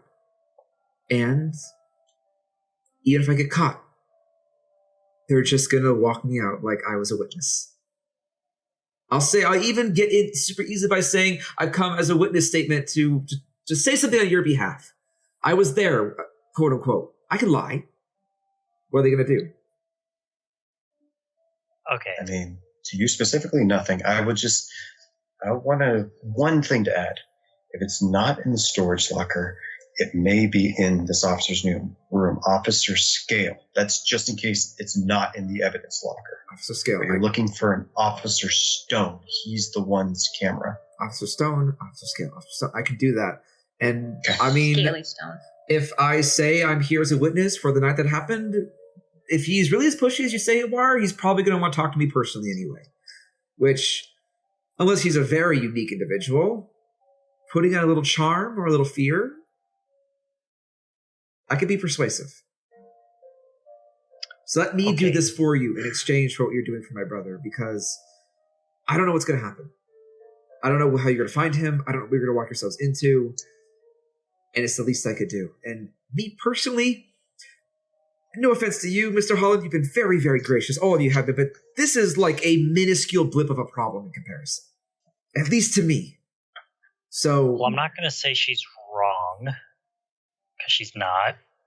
But it's honestly not a bad plan. If she goes after and does all of that, then we can focus on her brother. Not to mention she's the Sombra. She won't show up on the cameras. Exactly. Although that actually does bring up a point. I just want to check something really quick. No offense to you, Paige. I just really need to check something. And I'm just going to go into my closet, open it up, pull out like a little GoPro, and get a little SD card. And I'm just going to put it on the table and be like, go ahead and switch those for me, would you? She simply walks over to the camera and pulls the card out. Okay, so I'm not going to lie, with all your guys' crazy static electricity on the tech, I did not think you knew how to actually work it, so I'm actually very impressed. I was born in the 90s. I know You what. you guys literally what? cannot get wait 90s. Well, I was embraced in the 90s. I technically was born in the 70s, but it's still relevant enough to know what technology.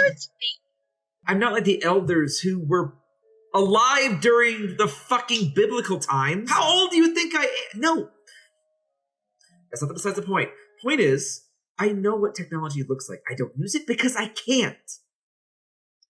Okay, and that led me to believe that you might not have known how to work it. So I apologize. That is my bad. I've seen a TV. That is All right. incredible This is great, but we're burning moonlight. Okay, so Right. So the point is, I will go personally down to the station. I can give you directions. Perfect. I will say yes. If you want to consider this the boon, I will absolutely agree to those terms. Crescent, as I feel like I should ask, do you feel like this is fair circumstance? yeah, I'm so long as she stays safe. Right. I personally don't want her out there at all, but What are they going to do? Shoot me? God, no, I it's not the hope. police that I'm worried about. It's still exactly what we talked about before. This is still kind of delicate, somber time right now, and you're going out in the dead of night by yourself. Little sister, there's a reason why I've been able to be alive as long as I have been. You, out of everybody else, should know that if a Lasama does not want to be seen, they never will be. She does make a point. Even with my powers, I can't see her when you all disappear the way you do. And I'm old enough to have a few tricks up my sleeve that you will learn someday. I think we're in agreement. Yes. We And are. Grayson, before she leaves, though, will you show her the back way in discreetly, just so that she can come in, that way rather than the front entrance? Oh, absolutely. Miss Sierra, I can actually show you a way that we had installed. Makes it a little bit easier to arrive and depart without too many prying eyes. Fair enough. But first, as she looks over to Acer and puts her hand out, the blank card. Right. And he grabs a blank card, gives it to her. Also, again, this is a secondary thing, but it will really help with finding your brother. As I point to Crescent, that USB drive. If you can find some techie over there, it's pretty much a update to their security system, quote unquote. So you want me to try and get this into one of their computers? Yes. I will see what I can do. I make no promises. That's outside of my agreement, but I will see what I can do. As a No, thank you. absolutely. If it's too dangerous, please by all means abort. Do not risk it. I will try. But for now, she takes the card and she takes the flash drive. Crescent, please tell me you have other clothes that I can wear. As she looks down at her dress, and it is very filthy. Oh, I've got clothes you can wear. Okay, I will find my way to your room and I will raid your closet for now. There should be a passageway. It's kind of like in between the security office and I the know your cafeteria. hidden passageways. Yeah. Grayson has showed me. One last thing before you all take off. If you do find Melanchoth, don't believe a single word he says. Don't trust him. Planning on it. And I mean it. Do not trust him. Is there any abilities he has that we should be aware of, on the lookout for? Any weapon specialties? Anything that He can knows help how us to fire a defense? gun. He fought in the war, but don't expect him to act like a Camarilla vampire. Or even a civilized kindred. If you give him any leniency, chances are he will rip your head from your shoulders with his bare hands if he has to. For what it's worth, I thoroughly appreciate what you all are doing. Watch each other's backs and stay safe. I am going to go handle the lesser of two evils. And with that, she dips her head and she begins to quietly turn and leave. So first things first, we need to find him. I could do a quick scan and see what kind of bars are open. There's some 24-hour bars, brothel, strip club, something. Mm-hmm. Something that Maybe- would perk his fancy. Maybe something's coming up on the police radar. or the police radio? Recent events? Possibly. Yeah. I could give it a scan. It'd be really recent. I'm going to push a button. Icarus, go ahead and scan for any 24-hour bars, brothels, anything of the sort. Get back to me with the list on that. And as well as keep the scanners open, I got some pills to make. You see a little image of her open up a small toy chest, and it kind of flops open. She pulls out a really big ham radio with some oversized headphones and a big dial, and you see her just start turning it back and forth as the static of the police scanner comes up on the audio frequency. I don't care what anyone says. That is some adorable animation, and I love it. All right. Grayson, quick question for you. I have hopefully a quick answer for you, Acer. I need some blood. How much? About a bag. Well, how many pills are you really wanting to make, Acer? I have to make 3. You're going to need at least 3 rouse checks worth of blood. Fair enough. All right, I'll let you guys do your thing. I'm out. You don't want to see the process of how I make pills? It's very interesting. I have no doubt about that. I'm not an alchemy person. I'm sorry, I'm just thinking to myself, I wonder if this is a good time to do... If he's going to be cooking something, I wonder if I should do a little bit of cooking myself. It's up to you. If you guys will say for the sake of brevity, since you obviously have access to a herd with unique residences at this time, you may we'll go ahead and just gloss it if you need to. Yeah, if we're going against Sam, I think I would like to conduct one of my rituals. I would like to activate Firewalker. Firewalker. Okay. So they will need to be present for this, and it's going to take you multiple attempts if you're trying to get it for everybody. At least I only have to do 3. But I can save the final step for when we all rejoin. I can take time to prepare the ritual, at least. Okay. We'll take time then while you start gathering necessary supplies. You start bringing in a necessary individual with a bit of Crescent's help to have her be very foggy on the details. And I'll definitely say, with your sizable herd, it's not too hard within maybe about 25, 30 minutes to get enough fresh blood donations from the needed residents that you guys need from your various herd. Not too terrible. So while you're getting that together, Acer, what are you wanting to make? I need to make 1 of each pill, so Far Reach, Haze, and Envelope. Perfect. Okay, let us see here. I already have the refrigerator magnets. I have dried ice from several packages that I imported, as well as the smog. I can literally go to one of the messed up cars, rip out the catalytic converter, and just turn it on and get the smog from there. Easy enough. Go ahead and tell me which pill you're making first, and then give me an intelligence and alchemy roll for that pill, so that way I can keep track of their quality. Okay, so we're going to do Far Reach first. Okay, go ahead and make intelligence plus alchemy. So intelligence and alchemy is a +2 now. 4 success. 4 successes. Your method of preparation is becoming much more refined and common. This recipe flowed without a hitch. No surprises here. They probably work as intended. Nice. Okay, then we're going to do Haze. Okay. Which is a 4 success, so that's good.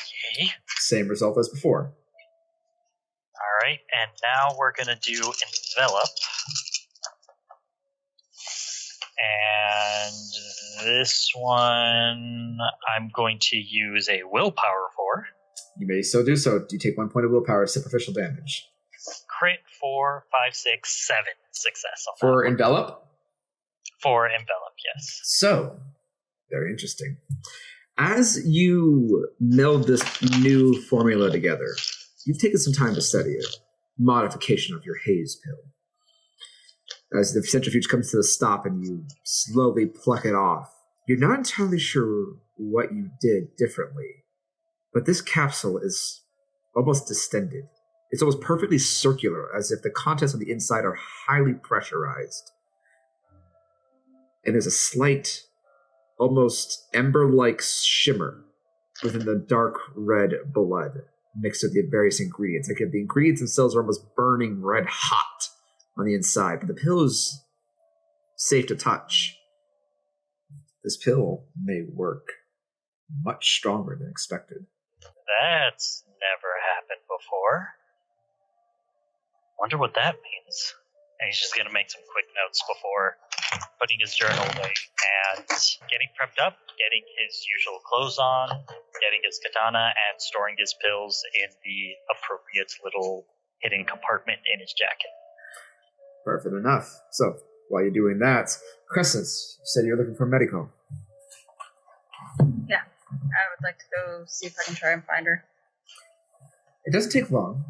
You rummage through Grayson's treatment facility, and you do indently find Medico as she is working about nose deep.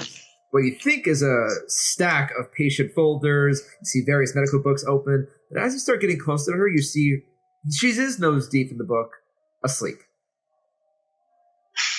As she just kind of lays there against the table, just...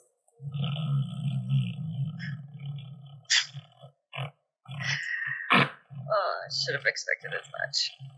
I'm gonna tap her other side shoulder. Honey tea sugar! Oh, You what? don't worry about it. Hi! I was working. Yeah, I can see that. Yeah. Really into the books, aren't you? Oh, it's a great read. Great. I love looking at the side effects of heroin withdrawals. Yeah, those aren't pretty. No, it's great. It's great fucking read. Uh-huh. Great to refresh upon. Anyway, what do you need? Hi, friend. Hi. You look pretty today. You look pretty every day. Thanks. Anyway, hi. Okay, are you trying to throw me off? Like, this is weird. No, Okay, yes, no, maybe, no. Have you been drinking? I wish. Acer had a rain check on me because apparently you guys hit him with a car. Or maybe he fell out of the car. I don't quite remember. Point is, he gave me a big old rain check, so that boy still owes me a drink tomorrow afternoon. Yeah, I kind of... Did you know he could walk in the sunlight? Medico. That's fucking... I'm sorry. Wait, what? Oh, wait, he didn't tell you? Oh, did I do a bad... No? Huh? Yeah! I thought he told you. Uh-oh. Oh, fuck. Acer's gonna come. Okay, first of all, how? And second of all, he's sitting here on a high horse saying something about secrets, and yet he's keeping that. That's a pretty big secret. Okay, well, two-way street, buddy. Anyway. You didn't hear from me. I didn't do anything. You are perfect and beautiful. Just stop. Okay, we're off on one of those, like, dangerous things again, so so just every other Thursday. You guys Thursday realize this week you've totaled a truck. Grayson has lost like 12 outfits. Every time he comes home, he looks like worse. I set a bus on fire. He pulled your boss out of a crumbling rubble. And you guys always look like shit when you come back. So this is just like every other Tuesday. So almost ate a Primogen, but there's that. And then apparently Acer goes out. You ate a what? A who now? Acer goes out in the sunlight. That's old news. What? You ate who? Why'd you eat someone? We talked about you eating people. I did them. Again, back to the topic at hand. Getting distracted a lot. Okay. You know what? How about this? I won't ask any more questions about that little BS if you don't tell Acer that I just blabbed by accident, because I did not know it was meant to be a secret. You know nothing. I wasn't here. I was asleep. Actually, I was working. All right, you better get your story straight if I'm going to tell anybody You anything. better get my story straight. Well, if you were awake and not asleep, I wouldn't need to give a story. I was awake. That's what I thought. Anyway, this one is dangerous again, and I don't know. We aren't exactly cats. I don't have 9 lives, so. Could have fooled me. Medical. Yes. This point that I'm trying to make here is that you do a lot, and I don't always stop and recognize it. So I'm just saying now. Thank you for all that you do, and I do appreciate it. So if something does happen, just know Crescent, that I actually are you don't- being don't. nice? Oh, she gets up. You can see immediately she started getting a little bit emotional. And she just kind of teeters over to you like a toddler, just wraps her arms around you, gives you a really big hug. I love you too, Crescent. Right. You do smell a little bit of liquor on her breath, a tiny bit. You're a motherfucking liar. I am very honest, and you're so sweet. She gives you a really tight hug. Enjoy that, because I will not be saying it again anyway. She pulls you away, I gives you gotta the biggest pout she could probably ever muster. Don't do that. Don't do that. Don't do that. Okay. What do you want from me? You love me, don't you?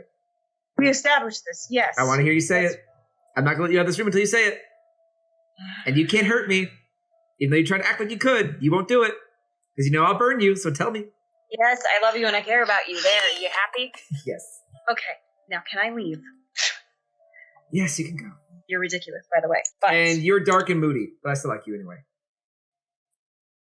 good luck with your studying.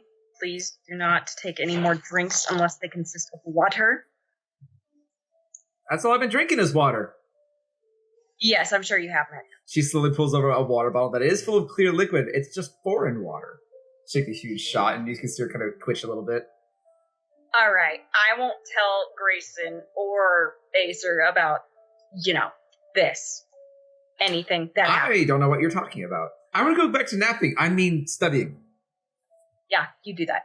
Gonna go back. I'm double checking, making sure I've got my weapons on me just as like a precaution, then I'll head back to 4 everybody mags, else. 2 pistols, and a knife. You got it.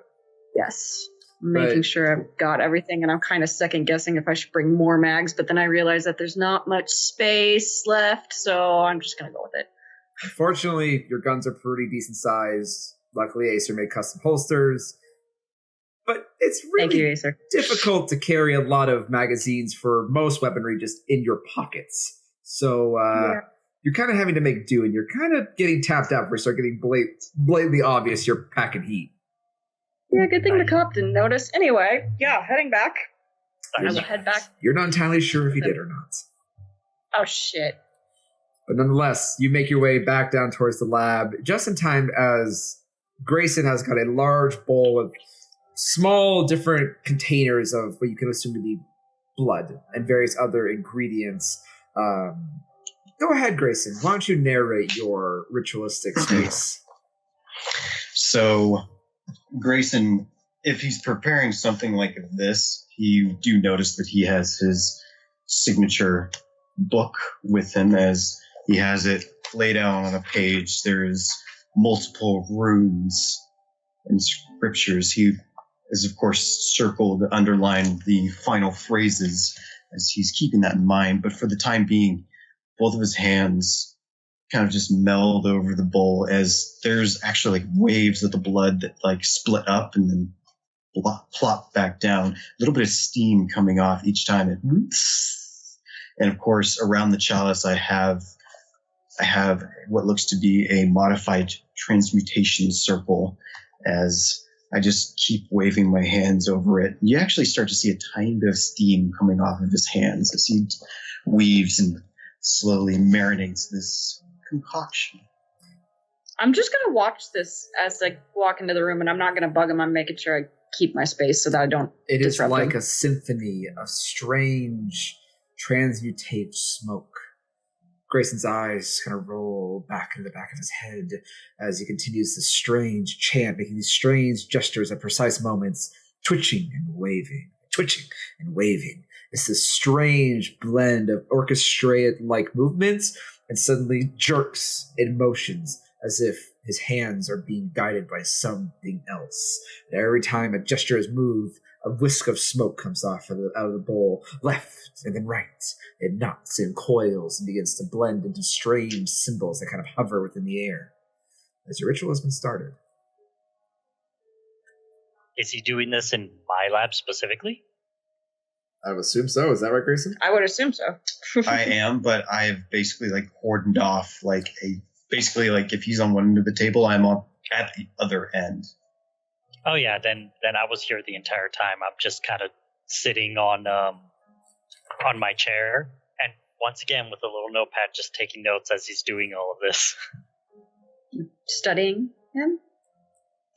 Yeah, I do that with I everyone. don't even know why I'm surprised anymore. Yeah, you do that with everybody. So, find anything interesting out? He says a lot of weird double-toned phrases. I have absolutely no clue what they are, but I'll put them in a translator later and see if I can find out what the hell that means. You're ready to go? Yeah, got my weapons, got my pills. What mask, are as your you can- pills? You know how? I mean, I've seen you like eat them a few times, and then weird shit usually happens. Right. Well, they're basically my powers. You're thin blood. Yeah, and I can't activate the vampire powers like you guys can.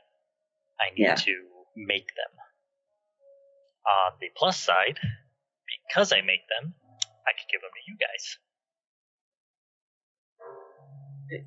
To us. Is that safe? Well, it's never really been tested. It's more of a theory. Mm-hmm. That's what I'm concerned about. We start getting deep into that magic and science and everything. I mean, it's not really magic. It is more science. It's just like a combination. It's whatever you want to call it. Well, I mean, technically speaking, alchemy is more of a science. I suppose you can call it magic. You can hear this if you don't muttering understand. tagging on, Grayson, as your ritual continues. Trying to blank it out as best as I can as I'm just about ready to hit the final process, as which the final ingredient must be offered, and the participants must be viewing. They are within eyesight. Do you want to gather their attention, or are you just going to proceed? As I do hear the mumbling, Shh. Acer, Crescent, either side of me. Hurry, now. Okay. Now. Yeah. I'll get on his right. Get on the left, but I'm kind of doing my thing where I don't touch. And now the concoction is just now, it's just spraying. It's almost like it's ready to like combust out of the chalice.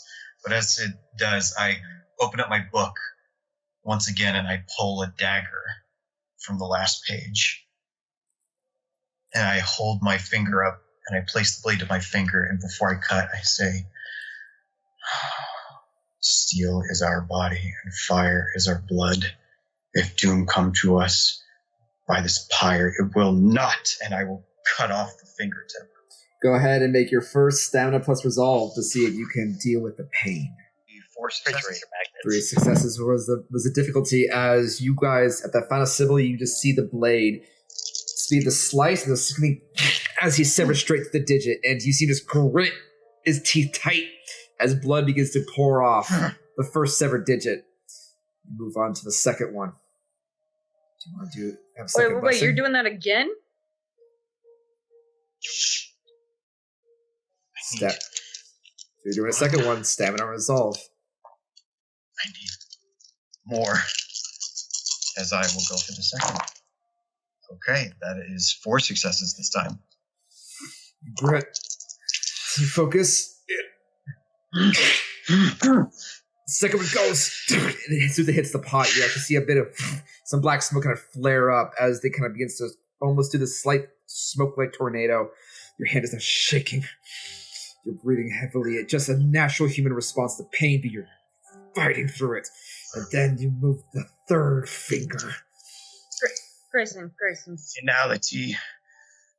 I, the third. And third one is coming in. Astral. I don't know what I'm doing. I'm kind of just sitting there stunned, looking at Crescent like, what the fuck? 4 successes. 3 in a row.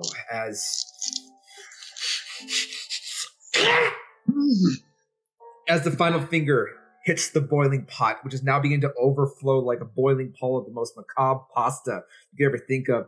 And all of a sudden, as soon as that third finger hits, you wave your hand one time in a closing silhouette as the symbols all flare off in a small bit of spark, dive into the pot. The smoke plumes upward and splits off into 3 tendril-like essences that kind of dash and spin around the room like a savage wraith screaming from the grave.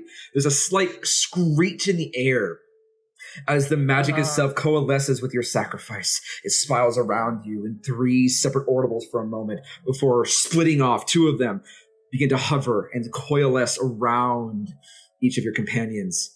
After a moment, they shoot upwards into the nostrils, and you feel each of yourselves involuntary, almost lifted up onto your toes as this strange coldness goes in through your nostrils, into your body, and radiates through every inch of your being, right to the ends of your fingertips, the ends of your hair. And there's this comforting chill that seems to just overtake you, and it's panic-inducing, but then relieving as you are slowly lifted back down onto your feet. You open your eyes again as you've now taken the blessing of the firewalk. What the hell was that? What was that? As I take my hand and I lick my 3 nubs and cover them with my hand. Your fingers are now slightly shorter for the end of the night, but this should not pose any problems. You're just lacking digits in 3 of them for now. They should regrow in the morning. It worked! I've done it! Yeah, what okay. exactly did you do? Yeah, I'm with her on this one. What did you do? I'm wonderful. I knew I could do it. Grayson, up here, buddy. Grayson, what did you yes. do? Yes. Explain, because it kind of affects us, please. It does. And your giddiness is making me uncomfortable, and because I don't usually and I've see that. done this correctly, the fires that ail us will not burn as brightly. Sorry, what? My fingers. Wait, It's what? from my clan. They had found a way, because fire's always been our bane. Found a way to stave it off. So we're immune? I wouldn't say that much. Hey, sir, you do know you have a Bunsen burner within your lab if your curiosity strikes you. Yeah, I was actually just about to say that. He's going to rush over to a Bunsen burner, connect it, and just kind of turn that sucker on and be like, The all flame right, let's see how much resistance. Calling back. flares a little bit. It causes you to jump just instinctively, as always. You try to reach out and touch the flame? I now have my notebook out, and I'm just scribbling notes down. Oh, yeah, he put his hand right over that sucker. You hesitate for just a moment. It's fire. You've always known fire is dangerous, even as mortal, but even now, the instincts in you are just screaming, but it's a small flame, and you put your hand right over it, and it's cold. And then it rapidly starts to heat up, and you pull it away. But it took about 45 seconds for you to even start feeling the heat. And you look at your hand, and there's no scorch mark, and you run your fingers over the flame very quickly. You can't even feel the heat. It seems that this, whatever Grayson has done, has offered some kind of modicum of protection. It's not impervious, as you could still feel it if you hold it there for too long. But you've seemed to become resistant to fire. For now. Fascinating. And he kind of just writes some more stuff down. Oh, since we're on the subject of testing things, guys, come here. I got something to show you. I'm going to walk over, but my nose is still buried in my smaller book as I'm just scribbling notes as quickly as I can. Cress, this is quickly becoming a nerd fest for you. This is... I think I've had enough. You guys just tell me when we're going, and I will be ready in the hall. No. Trust me. You're going to want to see this. I don't pretty damn awesome. I really don't. Are you sure? It has to do with the sun. And he just kind of gets out a box, turns off the Bunsen burner, puts it to the side, gets out a box, and then puts the... You make a note that says you UV touch the light. hot metal, it doesn't even burn as you set it off to the side. And making a note of that. And I'm going to turn off that burner as I pass by. There we go. Okay, watch this. And I turned the lamp away into the box, and I turned it on. I'm like, that thing pretty much emits a UV light that's pretty much the exact ray of the sun. You put your hand in it, you're going up in flames. At least, that's what I think happens. But, check this out. And I put my hand in front of the light. As soon as he puts his hand in front of the light, luckily the UV light is nowhere near as potent as the sun, but even being within this general vicinity of this particular light, it's uncomfortable. You can feel, even with that resistance to flame, your skin begin to itch and curl. Just being within the vicinity of this, as just the slight UV radiation coming off it, it's not comfortable. But you watch as Acer puts a hand in front of the light and cups it, blanking the light entirely with his own flesh. You can even see the UV rays poking through it, through the light source, through his flesh. But it's not burning him. Not even the slightest. So, I didn't get a chance to tell you guys, but I'm basically immune to the sun now. Slowly closing my book as I look up to him, and I see this. And it's not a look of excitement to Grayson. Not that he's not curious, but it almost unnerves him a slight bit. I know it's a little freaky, but I could freaking walk out in the sun now. And there's no way this doesn't have repercussions in some way to you, right? Nope. Okay, so, little background. I got really, really depressed of not being able to see the ones I loved anymore. And a day or two ago, I decided to go up to the roof and let the sun take me. Wow. However, one of my experiments that I did in myself apparently had a weird ass effect where now I can go into the sun.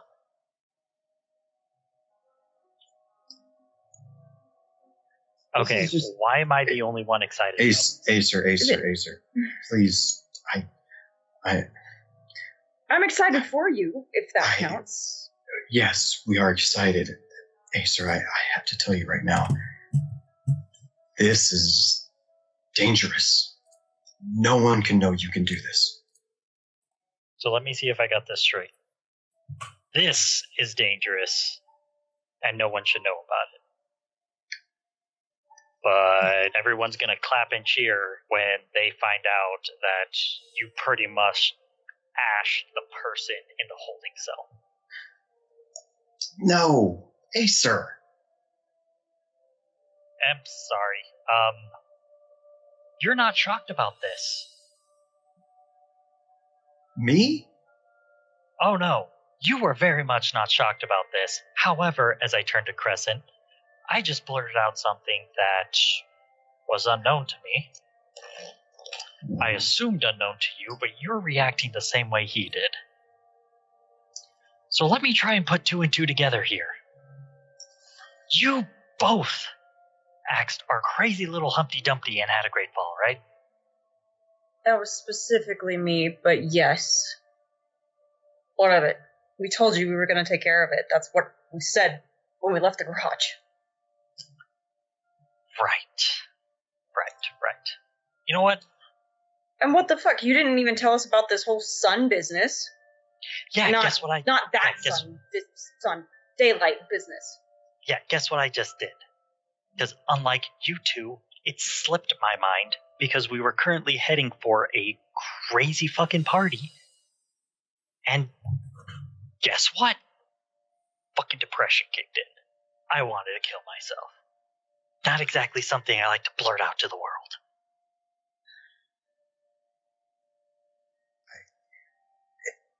Acer, you know what? can that... You know what? Whatever. Let's just... And he kind of turns off the light. Let's just try and find Malakoff. And just take care of that, shall we?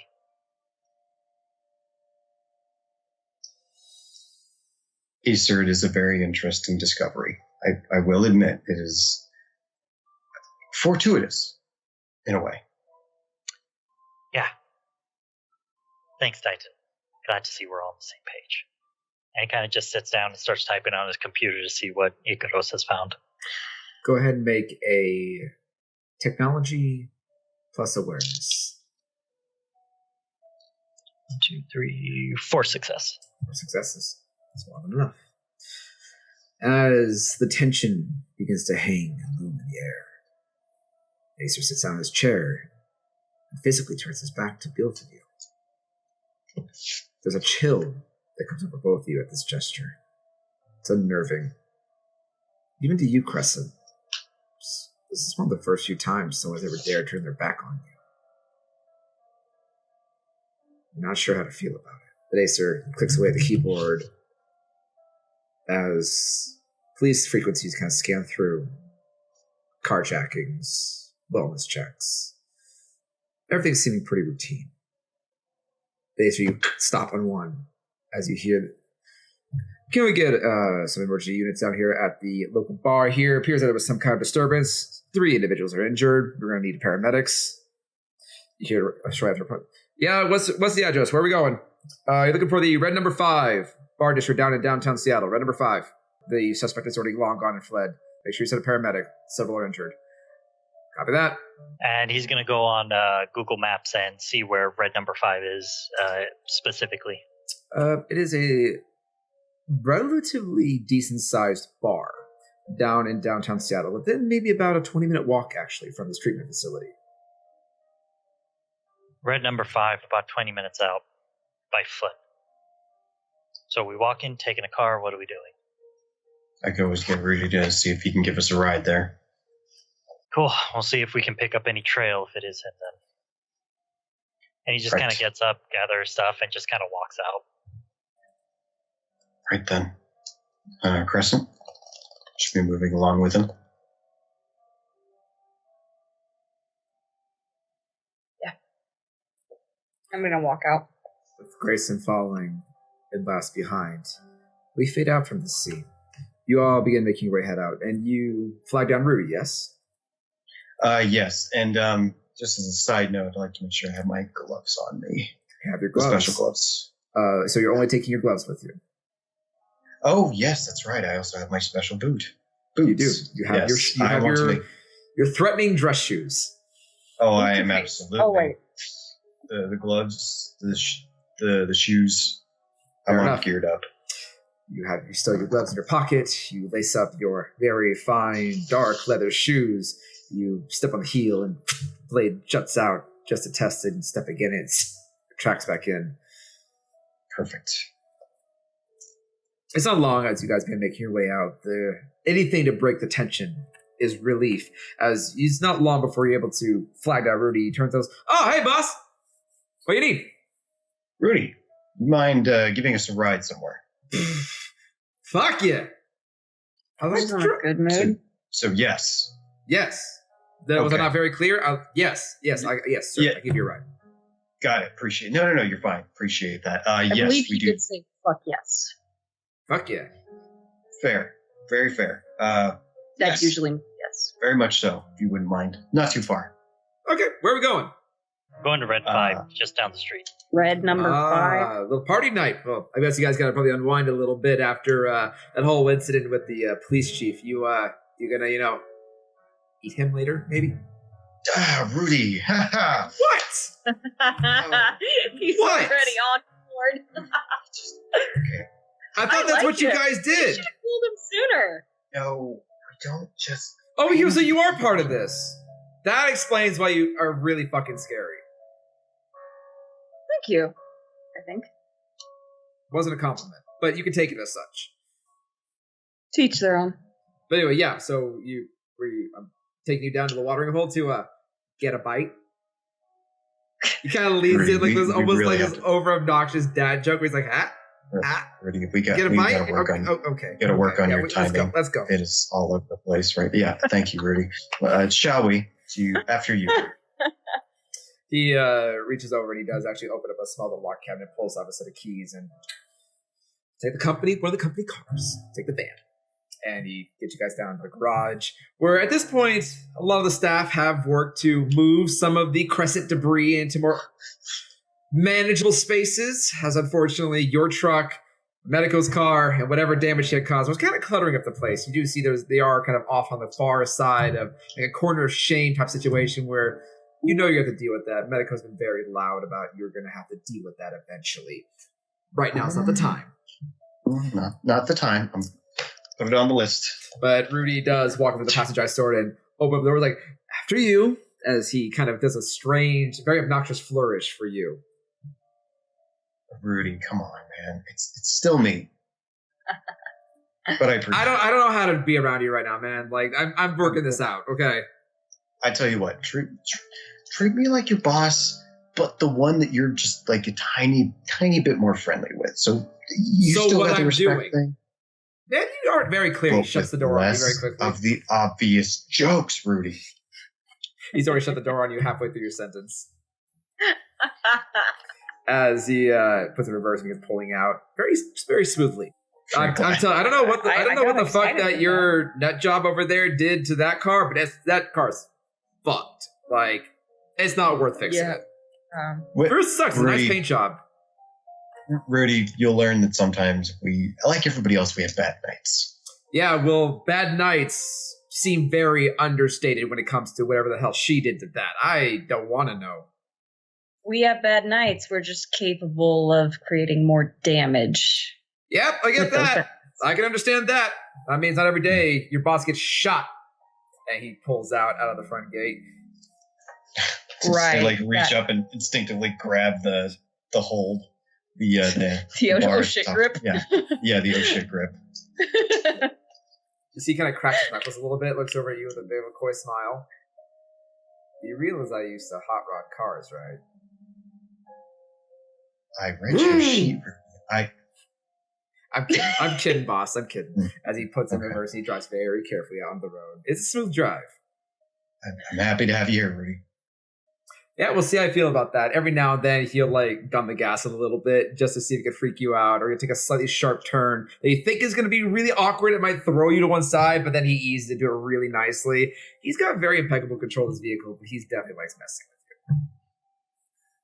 Rudy, I might have to talk to you later about teaching me how to drive like this. Do you have about 5 years? Oh my god, you should have seen this guy on a motorcycle. It was so funny. Not really much of a motorcycle guy, but man, you put me in the behind of a nice four-wheel Mustang, I could burn some rubber. Acer's just kind of staring at out the window, not really talking. Jeez, hell's eating sunshine over there. We have had a few open discussions that we may need to discuss later. Just business. Family drama. Got it. Cool. Understood. Loud and clear. Family. I'm just going to turn on, let me turn clicks and just blast some AC/DC. It's not long. It's about a 20-minute walk, but normally about a 5-minute. Rudy gets you there in 3. Good Lord. As he's able to just push the speed limit where he can, cut a few corners a bit sharp, and just naturally shave off some time. It's safe driving, but rust driving. As he manages to begins pulling you guys closer towards the lower bar district of Soto. However, as he starts getting close, goes, turns on the radio. I don't know if you're going to get that much closer to you guys as you guys begin pulling around, where you can see faintly off in the distance this very large brick firehouse-like building. Used to be at one point this day, it was a firehouse, but now has been repurposed to a bar scene, which would be impressive if it wasn't for the fact that the bright neon sign is currently kind of hanging at a slight tilt and flickering very badly. The very front window of the actual establishment has been shattered outward with glass all over the pavement. There is 2 ambulances there, as well as 1 cop car kind of roping off this area, as it seems that there are people with blankets on them, people being talked to. There's a whole scene going on right here at the moment. Rudy goes, you sure you guys want to go eat here? We're not eating, we're getting information. Oh, yes. So we're not getting a bite. Awkward pause. Hey, Rudy, give me your arm. Why? I'm kidding. Oh, God. I'm kidding. Okay, loud and clear, boss. Well, I'll let you guys out here. Do you want me to pull around the block a few times? We're here, want me to go back? What do you want? You want to do a quick circle? I can do a few circles. All right, I'll wait 15. I'll drive around the block a few times. You got it. Appreciate it. As I'm gonna kind of direct him over to the side of the road as we all exit out of the vehicle. You parallel parks perfectly between two massive fucking trucks. They look very similar to your truck, to your breaking dead heart. But he parallel parks right in between them, wiggles a bit, and puts it apart for you. Just be ready, okay? I'll be here. I'll keep the engine on. I got some reading to do anyway. You see him pull out his phone and begins like flipping through it. Oh, wait. Why is this fucking thing not working? Wait, Rudy. Hey. Cheap Do fucking you see phone. anything suspicious? Can you, like, honk 3 times or something? Suspicious, honk 3 times. Turns to you after a moment. What would I count as suspicious? Something that you would want us to get out of the building because of. Vague, but I'll try. If you think that it's getting dangerous in there and we should get out. Okay, so this is my problem with you things. What I consider dangerous, and what you guys would consider dangerous, I believe are 2 different things of dangerous.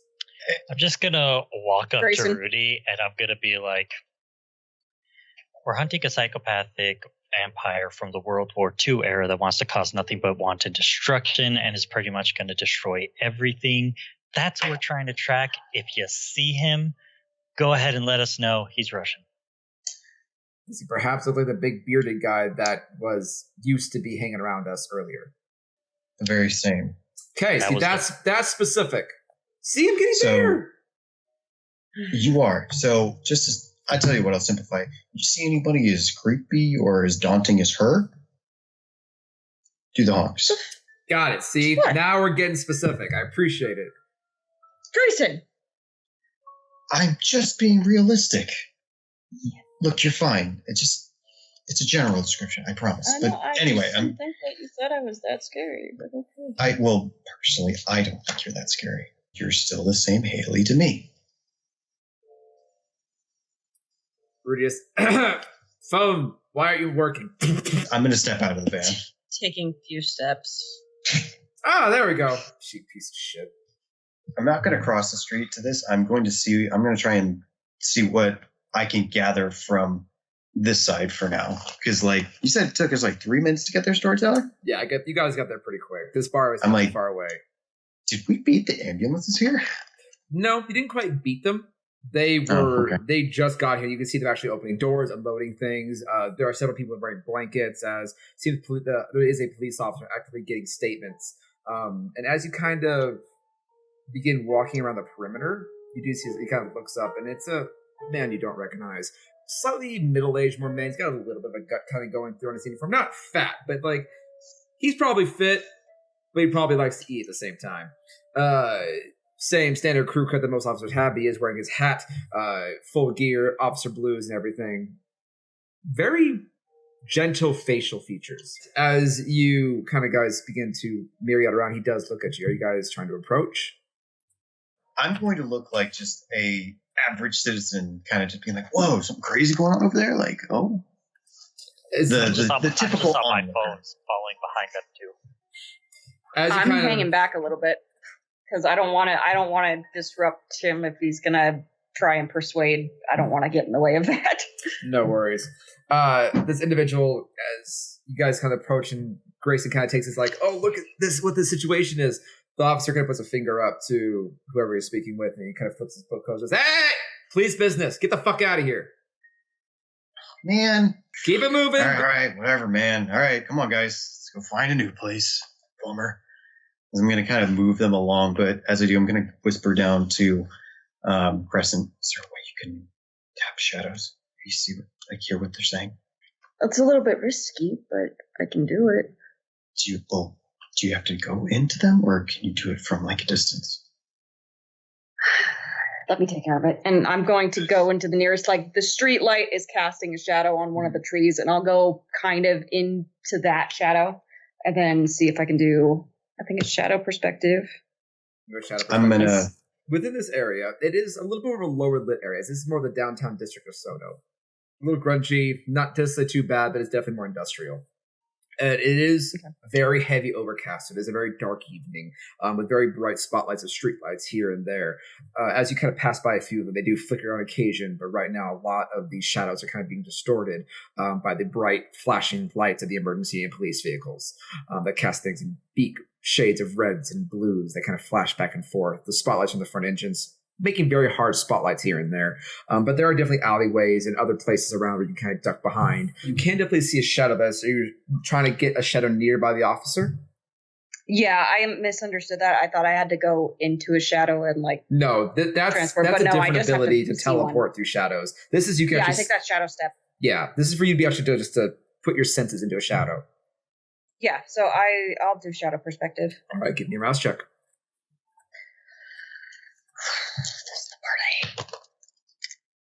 Success! Okay! Successes are good. Successes are great. That We love successes with this. orchid stays as it currently is, your humanity untouched. But you project your senses through as you look at the shadow enclosed. You kind of lean against the building as you do. You feel this cold wash over you as it's a slight rush. And you open your eyes again. You're peering upwards to the shadow. In the meantime, Acer and Grayson, what are you guys doing? Sorry. You go ahead. No, you go first. Okay. Yeah. As the cop shoos us away, I'm gonna pretend to be on my phone. But what I'm doing is I've opened the camera app and I'm just kind of looking through it to see if I see any distortions. Okay, go ahead and give me a wit plus awareness.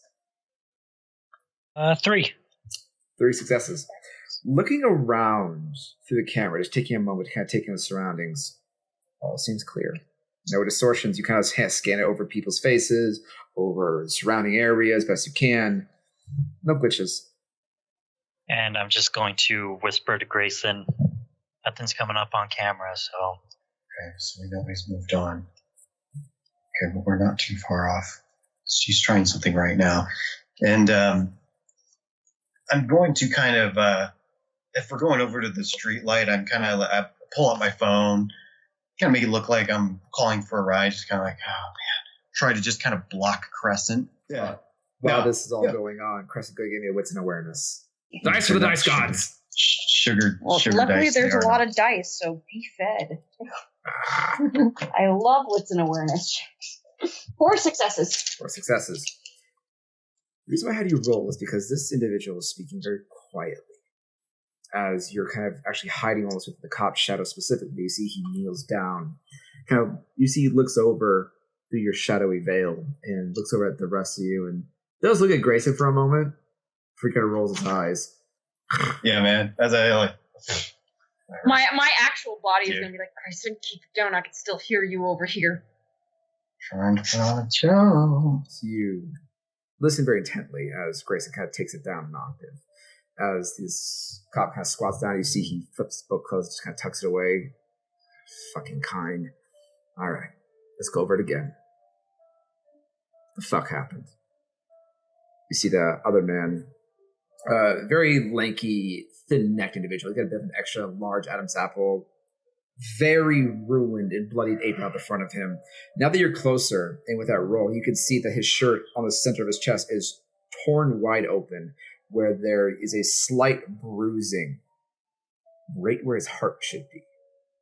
As he goes, okay, look, 3 fucking jacked up weirdos walked into my bar, and they didn't really want to make much conversation. They came in, they wanted a drink, and, I got them a drink. But the thing about it is, when I wanted to take them upstairs, the biggest one, he was too fucking eager, I guess. Decided to take his meal right then and there. So I ushered him to a booth. The problem is that he didn't just take a sip. He fucking ripped her throat out. Next thing I know, she's fucking screaming bloody murder. I have to fucking kick the kind out of my damn place. And when I go try and talk about it, he spins around, smashes a bar stool, and shoves me straight to the fucking chest. So he staked you. Yeah, he fucking staked me. My own fucking place. Next thing I know, I'm getting shit ripped out of me, and my 2 ghouls, they let me know that him and his 2 goons just ran out the front door. After trashing my place. Killed 3 of my patrons. Well, not patrons, but my vessels. He ate some of my fucking herd. Grayson. She can still speak in this form? Yeah. We're not What's going dealing on? with mortals. What are they? They're like us. And ghouls. He doesn't think that we're anything other than mortal. So they're like us then. Seems to be. He said 3 individuals came into the bar and started getting a little bit too violent with the feedings. Okay. One So, strong yeah. one in particular. Okay, so he's with his ghouls, too. Shit. As it continues on, where it's like, okay, did you have an idea where they went? It's like, nah, big one. He's got a big old beard, bald head, looks like fucking death. Reeks something It's awful, him. too. It's him. Came crashing through, they, again, tore my place. I came to, my bar was fucking a wreck. I have shit broken everywhere. Damn near 2 of my ghouls' heads off. It's decided to keep them alive, and we're laughing about going to go tear it up downtown some more. I don't know who the hell this guy is, but you gotta go tell the Scourge about this. You gotta go tell Daniel about this or something. Obviously, Dragos made a big old fucking thing about it. I heard about what he did to those 4 kindred and his Arcadian Primogen. Are you guys gonna do fucking doing something about this? Like, will you calm down, man? Like, I get it. I'm sorry your bar was fucking wrecked, okay? I'll figure it out. I'll take it to the sheriff. We'll get this sorted out. But for now, I'm gonna take care of this. I'll make this go away.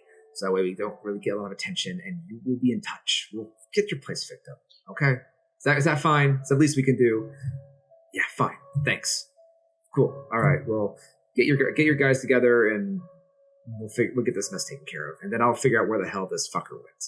He said he mentioned something about tearing it up downtown, and it definitely is him. Bald guy, beard. That's the one. It's downtown. They were also talking about Dragos, so that's interesting. As soon as she says tearing it up downtown, I'm going to go up my phone and from this location search up the nearest bar or brothel close to this spot. So bars are not so hard to look for. Bars are legal, obviously. Brothels are not. Brothels are not something that can be so easily found in a Google search. So, if you're going to try and dig into some more private stuff, you might be lucky. It might take a bit more effort, or you might need to find someone that knows the streets. Going further downtown from where you guys are currently located, you could probably guesstimate with your sheer natural intelligence. He couldn't have been left here for very long. The time it takes between reaction time, between you guys getting here, the trail is probably still fresh-ish. So you're probably not too far behind him. But going further downtown, not really many bars past here, per se. Most of the watering hole kind of starts around this area and gets deeper and deeper into the city. This is getting further out towards the industrial district that's much less populated. That being said, I'm going to turn to Grayson and be like, if he's going downtown, he's going the wrong way if he wants to go to a bar. That being said, you know any good brothels around here? They're not exactly on Google. Anyone have an idea, or do I need to pop open the dark web? With my streetwise, I know I've probably picked some people up from some not so reputable places. It definitely can be assumed. And can I help him? I'll say yes in this case, Crescent. Your history with substances had definitely brought you into seedier sides of town, so it's possible you may have heard street-level talk here and there. So yes, I'll go ahead, Grayson, go ahead and make a wits plus streetwise and add 1 die as Crescent's helping you. 3, 4. 4 successes. Very Thank you good. for that extra die. 4 successes. Funny thing about brothels, they are highly illegal. Even to the point where even kindred would frown upon it, at least especially older Camarilla kindred, as one would know, the older you get, the less you really give a crap about things like sex or physical intimacy. After a while, the older you get, it really doesn't make much sense. It's kind of a waste of time. However, one thing that always stands true, if you've been to the brothel That's when you know the name. However, it's not impossible to find a brothel if you know who to look for. And in your case, individuals that you picked up, and Crescent that it kind of chimes us in as you guys kind of spitball this back and forth, you need to find a lady or a patron of the night. And it's probably not too far-fetched. You can probably convince one or pay for one or talk to one, and they can show you the way. Put it bluntly, you gotta find a hooker. Well, at least we know that wherever he's at close by. Exactly. I think you know who we need to find. So long as we look within the area of downtown, we'll be on his trail. Okay. So who wants to be bait? Grayson, out of the three of you, you probably would be best to know who to look for and probably how to approach it. As unfortunately, Just gonna stare at Grayson. as you are smart enough to realize, as smart as Acer is, he's a little boy in comparison to this subject. And Crescent can't look at a mortal without wanting to give him a heart attack. This is, unfortunately, where you know how to get your hands dirty. It's not the first time you've had to swindle somebody to come to your facility and make better decisions. Especially in the early days. Not proud of what I'm about to do, but at least I know how to do it. As I'm going to take off my glasses, put them back, and I'm going to go back. So I assume we're going back. I'm going to go back to the van so we can go a little bit further downtown. Mm-hmm. When we get into the van, I'm going to take off my jacket and my shirt, but I'm going to flip it inside out. And on the reverse, it is a dark blue. Okay. With a little bit of a... So the shirt's reversible. Pattern. The shirt is reversible. Okay. A little edgy for Grayson. I like it. I'm going to have to take on a different persona. And as I do that, I kind of shove my shirt into my pants. Kind of... Basically, I'm going for like Pimp's right hand look now. Go ahead and make an etiquette and streetwise roll. Just watching you. I'm not proud of this, but you know what? It's things that happen. Oh, by all means, please give us a show. Rudy is just looking at you like, boss, the fuck are you about to do? Rudy. He's gonna lure out a hooker. 2 successes. We get hookers? We are not. One of us is. He leans over to Crescent very awkwardly. You guys still do that? No. Well, I thought you guys are dead. Oh, you don't? Why are we getting hookers then? Don't. And I'm going to take my hair and I'm going to kind of slick it back. You already have a decent high quality product you use, but it's just and give it a bit of that ducktail. And what was your roll? For me? Yes. 2 successes. 2 successes. It's not terribly hard. It's you don't do it with a smile on your face. I'll say that for sure. I do not. You are grimacing and uncomfortable, and it is painful almost to watch this transformation. But towards the end of it, you kind of just crack your neck, relieving some of the stress as you kind of finish off that ducktail. Yeah. And you begin laying into the swagger.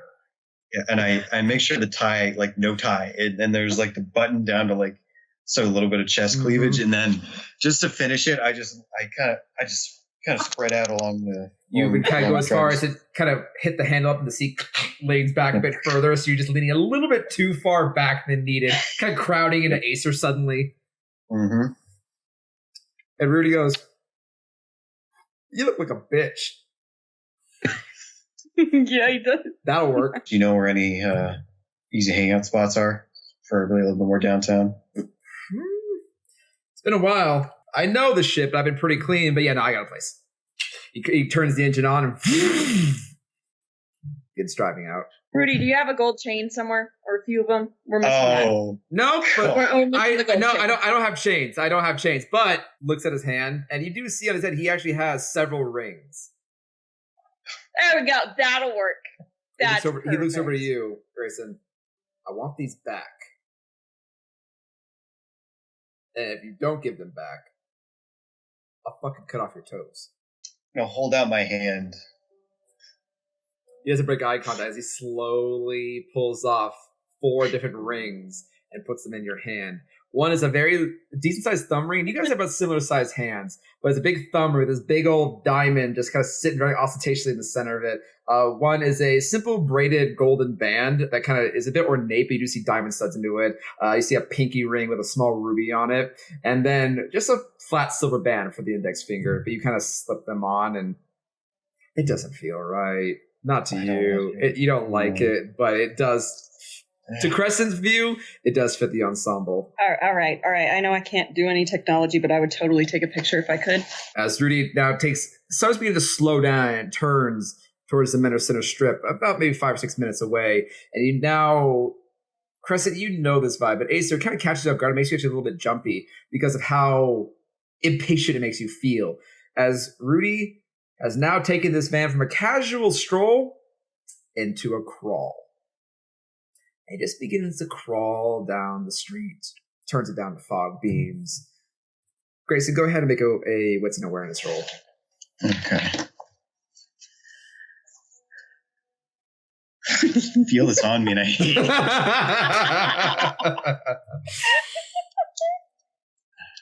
Sorry, wits and what again? Wits and awareness. Awareness, got it. See if you can see anybody. Oh my god. I'm never gonna let you live this down, you know that. You will let me live it down, we will have a problem. 2 successes. 2 successes, not bad. As Rudy is crawling through, you spot it first.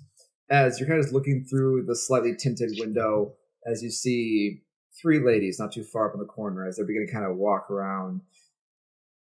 What do you want to do?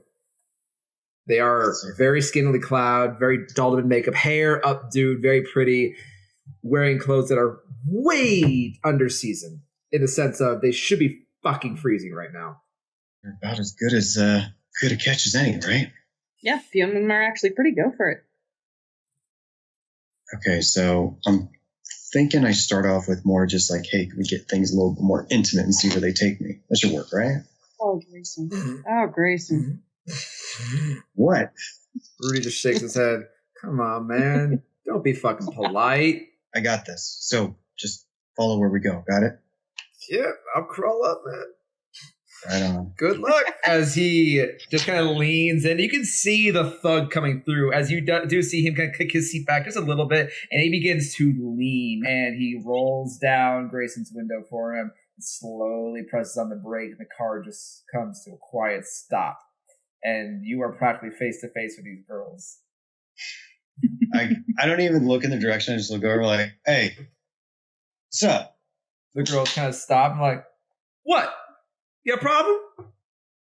Yeah, I ain't got you with me yet. Let's go. You fucking pay? Do I look like I don't have the money? Come on. I just reach him up. I got a fucking shit. Hold the clip in my hand. Ah, fucking cash. Go ahead and make a streetwise and persuasion. I hate this. I hate this so much. You're rocking it, man. I don't know what you're talking about. I'm enjoying every second of this. I'm actually kind of angry I made Acer pissed right now. I'd be joining in the charade. 3 successes. 3 successes. The girls kind of like look to each other. One's a dark, deep brunette, very long hair that goes almost down to the middle of her back. Very short skirt where if she probably leans the wrong way, you're going to tell if she's wearing something or not. Cropped up all the way through, massive push-up. Another one blonde, very flat-chested, but very athletic in build. Kind of mid-length hair, and then a very short, almost pixie-cut redhead with a spotty of freckles across the face and just brilliant, bright, clean eyes that she has piled on eyeliner just to make that pop. But they all kind of turn to each other and whisper a little bit. Before all 3 of them get very uncomfortably close to the edge of your windowsills, pushing their chest up and leaning over like, oh, so you're a big spender, huh? Tilt my head back. Maybe I like to treat myself. And therefore, I treat you right. Well, I always have to stay in this corner till 10 with my sisters here, but I know the place where discretion is key. And if you want to drop cash, drop my name and cut us a deal. All right. No, it means if you're fucking good for it. That's cute. I love dirty talk. We need some more. Well, fucking stud. You go down this road. Take 2 lefts and a right. You're gonna find an old shitty-looking apartment building. Don't worry about the fucking apartment building. It doesn't fucking matter. You're going around the back.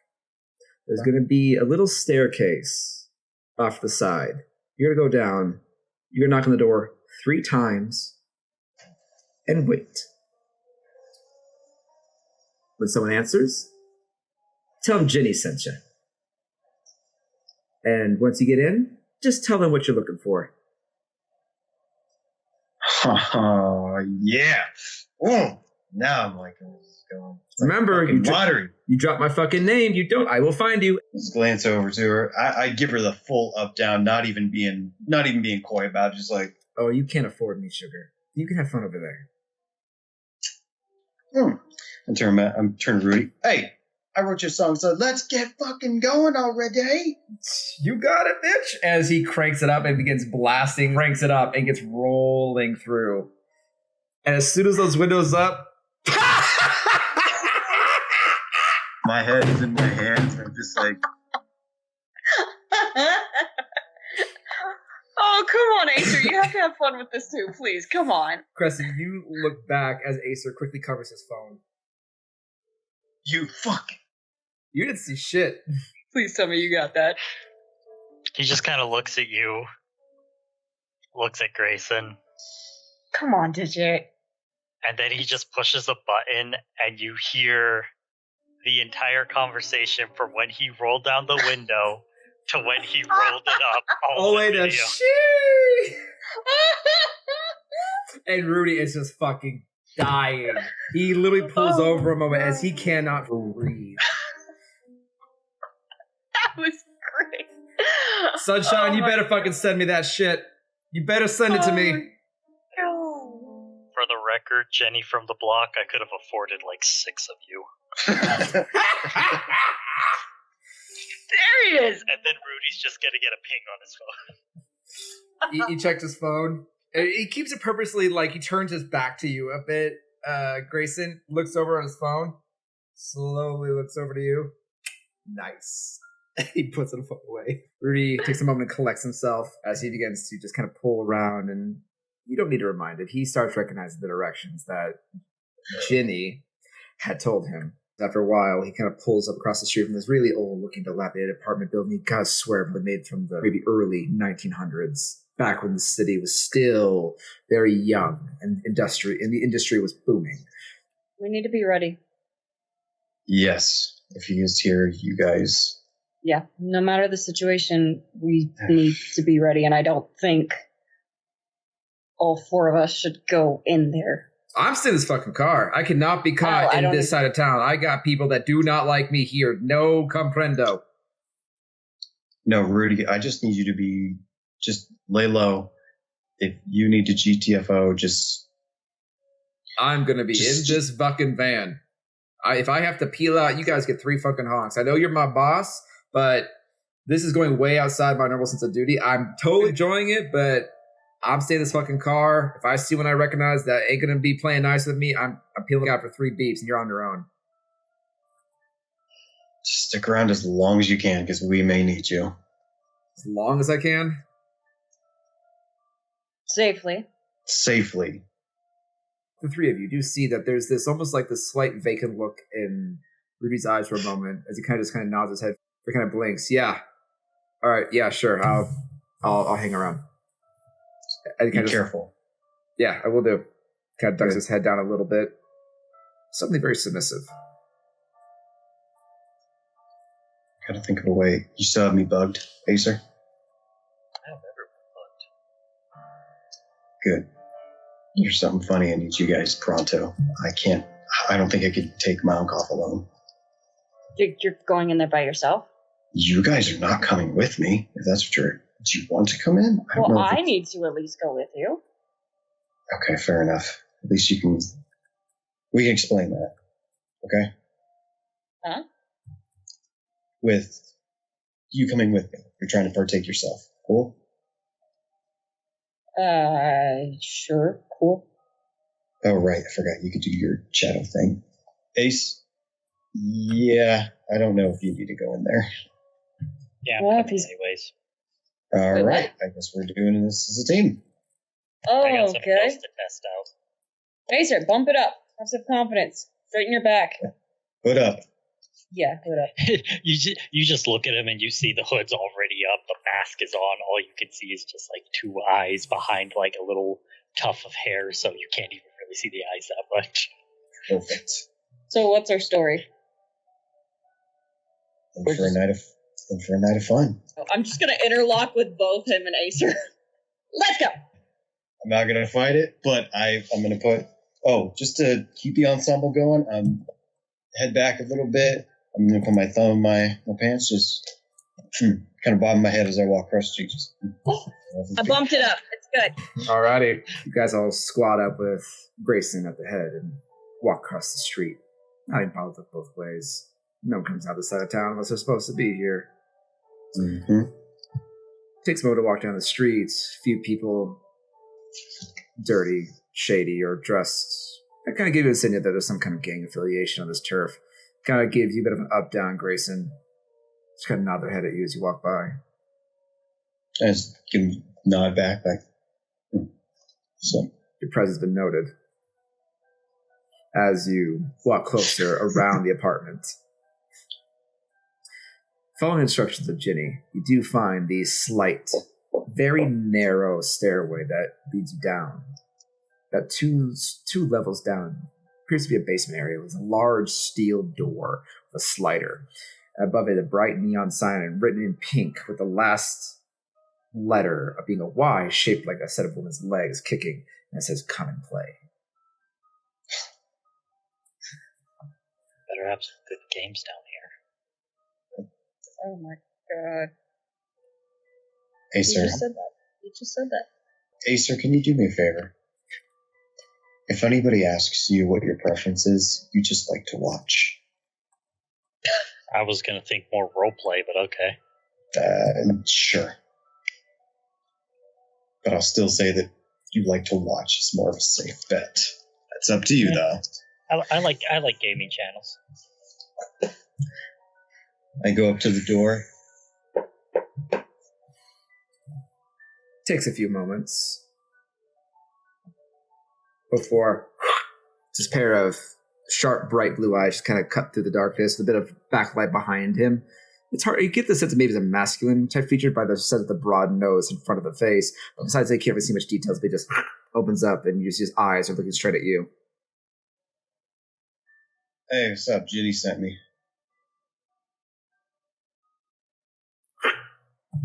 Takes a moment. Door slides like a barn door sideways. You see standing there is a very pale man, roughly be about his 30s, balding head and almost a shoehorn type style with trimmed in and frosted sides. The man is very pale and complexion with some freckling on the front. You see a face tattoo kind of come down the side. It leads all the way down to a big old bushy soul patch down the center. So we have a very bright, loud Hawaiian shirt that's buttoned damn near all the way down the center of his chest. With acid wash jeans, he kind of leans back in. He goes, "Oh, little Ginny sent you." You see, he smiles big wide. You can see just a full grill of teeth. Oh, sick, dude. Nice. You too, man. Like your hair. Shit. Make my way in. So, what can I do for y'all? As you kind of begin stepping inside, he always makes sure to stay in front of you at all times. But as you guys kind of walk in a little bit, you do see that this seems like a very small room. There is a very nice plush, it is expensively carpet, but almost like a speakeasy style bar. Many different amber colored bottles, unlabeled, are kind of glistening in some very dark, low lit light. You can see several tables off the corner, people playing cards and poker. Grayson, you actually even recognize an individual sitting not too far away as the local news anchor for Seattle Channel number 5. Mainly the sports guy, as he is kind of sitting in the corner playing cards with a couple of very shady looking individuals. He's writing it down. Cuts a bit off guard. You don't really see a lot of brothel-esque activity. It seems like this is more of a shady underground speakeasy. He kind of looks to the rest of you guys and like, so, what can I do for y'all? He looks to Grayson. Thinking like, so what you got going on tonight? What's the selection like? Feeling very redhead. Selection when it comes to red stuff. I got plenty of liquor on the cabinet, man. You gotta be a bit more specific on what you want to drink tonight. Fresh from the tap kind of thing, as I kind of tap my neck. Kind of tilts his head to you. You're into that kinky kind of shit, man. That's cool. It's cool. Go ahead and make a wits plus insight. Fucking dying over here. Hey, you're rocking it. I love it.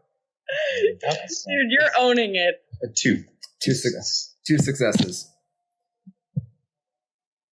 You get a look at him, and there's this almost glaze over his eyes. You know druggies. You know alcoholics. They always have a tell. But this is not typical substances. This man seems to be honest. He kind of seems a little bit extremely relaxed, almost euphoric even. Eyes kind of roll back every now and then. His movements are just a little too extra. You get the sense that this individual has consumed a vitae. He seems to be running some kind of euphoric high that usually comes with it. But after a moment, he kind of licks up on his grill again, a few times back and forth. I'm not sure if you're cool, though. I mean, for all I know, you could be some fucking narc. He just slowly, looks past you, Grayson, over to Acer. What about Mr. fucking Jigsaw over here? Think it looks like some guy weird Naruto bitch. What's he like? As soon as he says Naruto, he's just gonna lift his hand, and you know that little symbol that they make when they do the jutsu and they're concentrating? He's just gonna do that with one hand, and then slowly turn it and flip him off. Acer, go ahead and give me a charisma and streetwise. This is giant 1 a.m. train wreck. I got 2 success. How many? 2. Not bad. You see the guy tilt his head and just kind of, you're fucking funny, dude. I like this guy. I guess I shouldn't be surprised. The night seems to be kind of full of freaks tonight, man. You could pay up front. Fuck yeah, dude. Then it's per head, motherfucker. Whip back in my pocket, pull out the clip again, take it off, and count it up. How many points and resources do you have? Let me double check. That are not Acers. That are not. Oh no. We broke ass bitches without Acer. Oh, 1? Got a resource? He looks the cash in your hand, counts it out, about $40. Oh, come on. He goes, I'm gonna do something a little cheeky. Mm-hmm. What I want to do is the hand signs from Naruto. I want to do 2 or 3 of those and sleight of hand a couple of bills after I'm done and just kind of almost like a magic trick, like Buddy no Jutsu. You know what? Go give me let me double check what kind of skills are here because I think there's a sleight of hand. This is going to be dexterity and performance. All right, I'm down. That's my performance. Let me see. Oh, that's fun. 2 again. 2 again. Not initially a hard trick. You do 2 or 3 signs of Chikori before, on the very last ones, you kind of flare your hand out. There's a wad of bill just sitting right there. It's nice and rolled up. He goes, see, so this is your fucking pimp. I knew this guy was a fucking freak. He kind of counts it really fucking fast. He's done this before. How much did you give him, Macer? Let's see. I'll give him 350. 350? Alright. Half now, half later. That works for me. I think that do for all y'all. Okay. Just remember, discretion's key. We don't talk here in the pit. Don't cause trouble, and you can have as much trouble as you want. As he turns around, you see him put the wad of cash in his front pocket. He kind of suddenly struts but stumbles through. One thing that strikes you is that this is very almost basement-esque. There is one way in and one way out.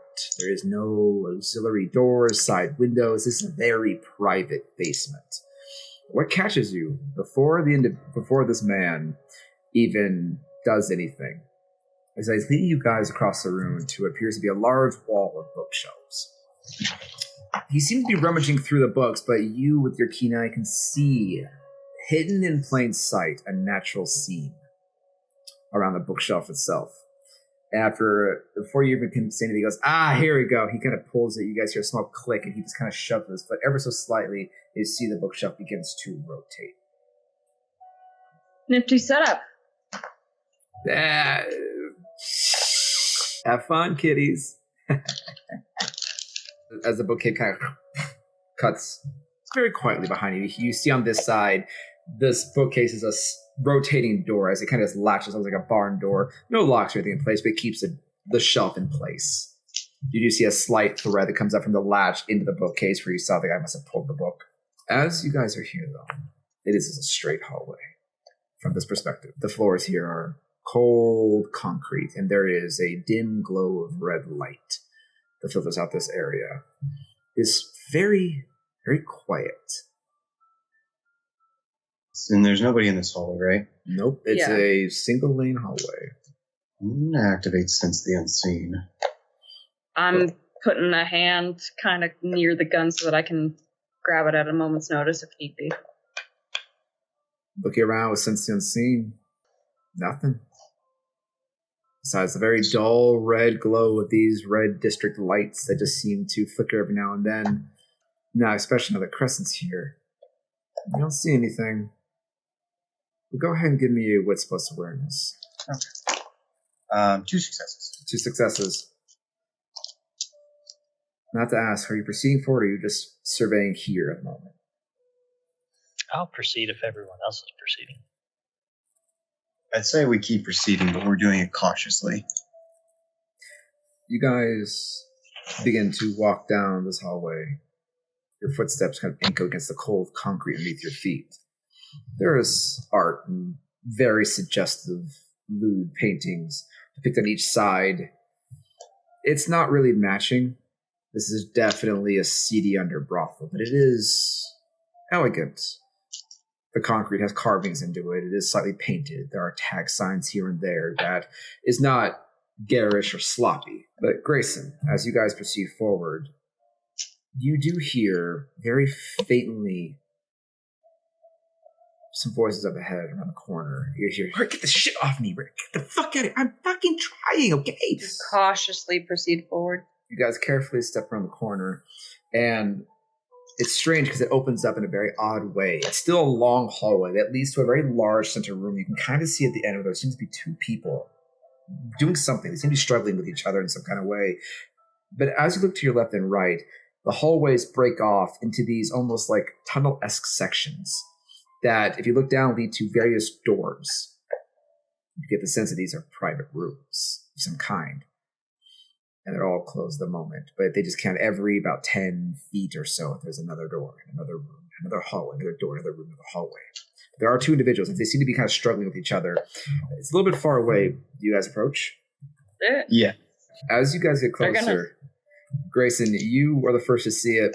These are 2 individuals in full leather attire.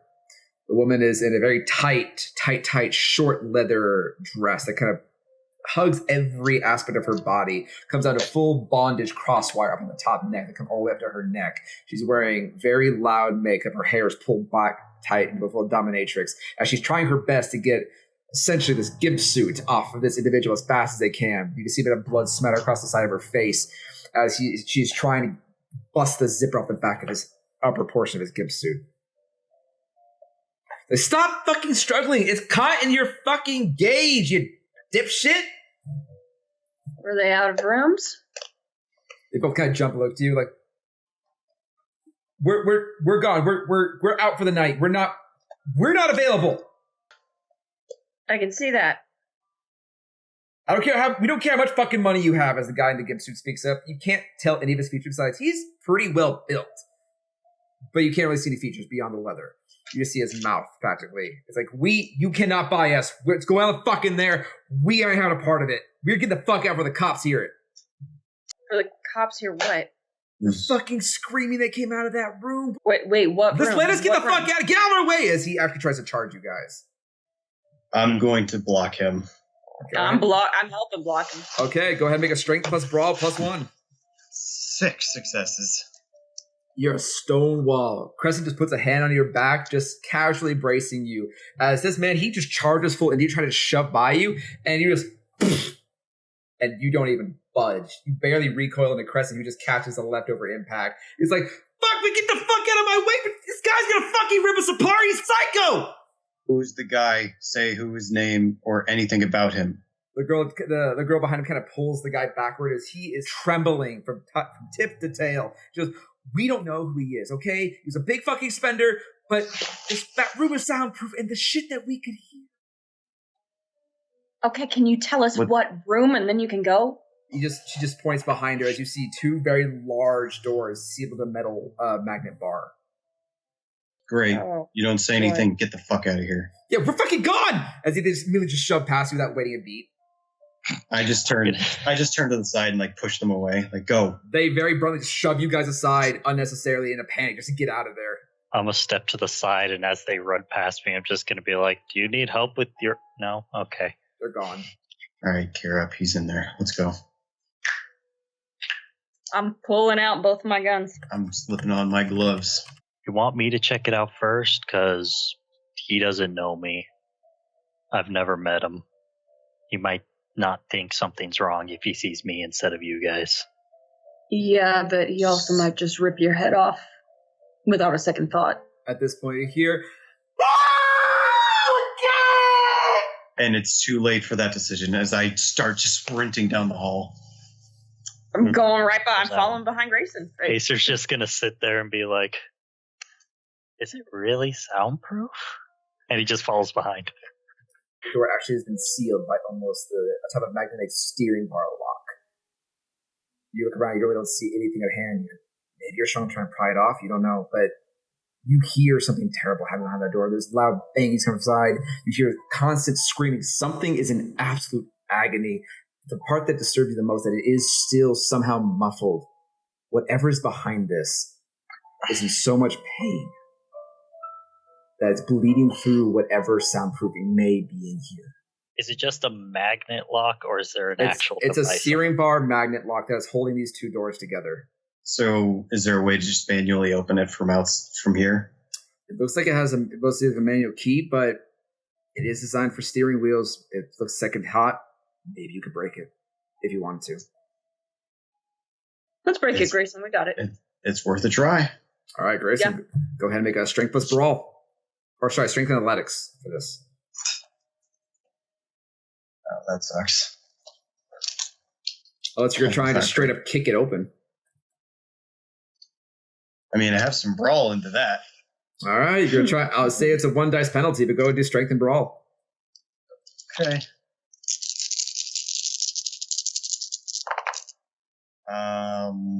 1, 2, 3, 4 successes. You gotta take a few steps back. Dents a little bit. Dents a little bit more. You're like, for fuck's sake. Come on. One last hard kick, and you see the metal bend and creak inward and fall to the ground, clattering as the door kind of begins to slowly open. Now that its lock has been released, immediately the smell that hits you is raw blood, and a lot of it. It is darkly lit in this room as you just hear a familiar voice. Come on in. Who's next? Come on! And I'm going to, I guess I'm going to rush in as he says that. You guys rush in and slam the doors open, and immediately that stench assaults you instantaneously. Who is anyone 3 hunger or higher? No. Nope. Let me check. No, thank God. You're able to cover your mouths instantaneously as what you see before you. A massacre doesn't even begin to comprehend what you see. In this very spacious room, There is not a single bit of this space that is not drenched in blood. On the bed, where you can see Malenkoff, shirtless from the top up, his long grisly beard plastered to his neck as is fully stained with clotted and congealed blood, as he sits upon a massive, macabre pile of rotting, fresh human meat and viscera. Blood pools from the floor out towards you all as the door is moved open. As you can see, no people. You see less than people. You see bits of people, limbs strewn about, flesh hanging off the chandelier above. Small little bits of candlelight decorate and cast a very dimly moved light as you see Malenkoff take a woman's finger and just slowly light it on fire over a nearby candle. His two ghouls sit on opposite sides. They just casually go over with a big smile, blood pouring down the front of their faces. They smoke some kind of joint. Malenkoff just looks up with a big, toothy smile as you can just see fresh blood pooling down his face as he just kind of shifts some of the flesh off to the side.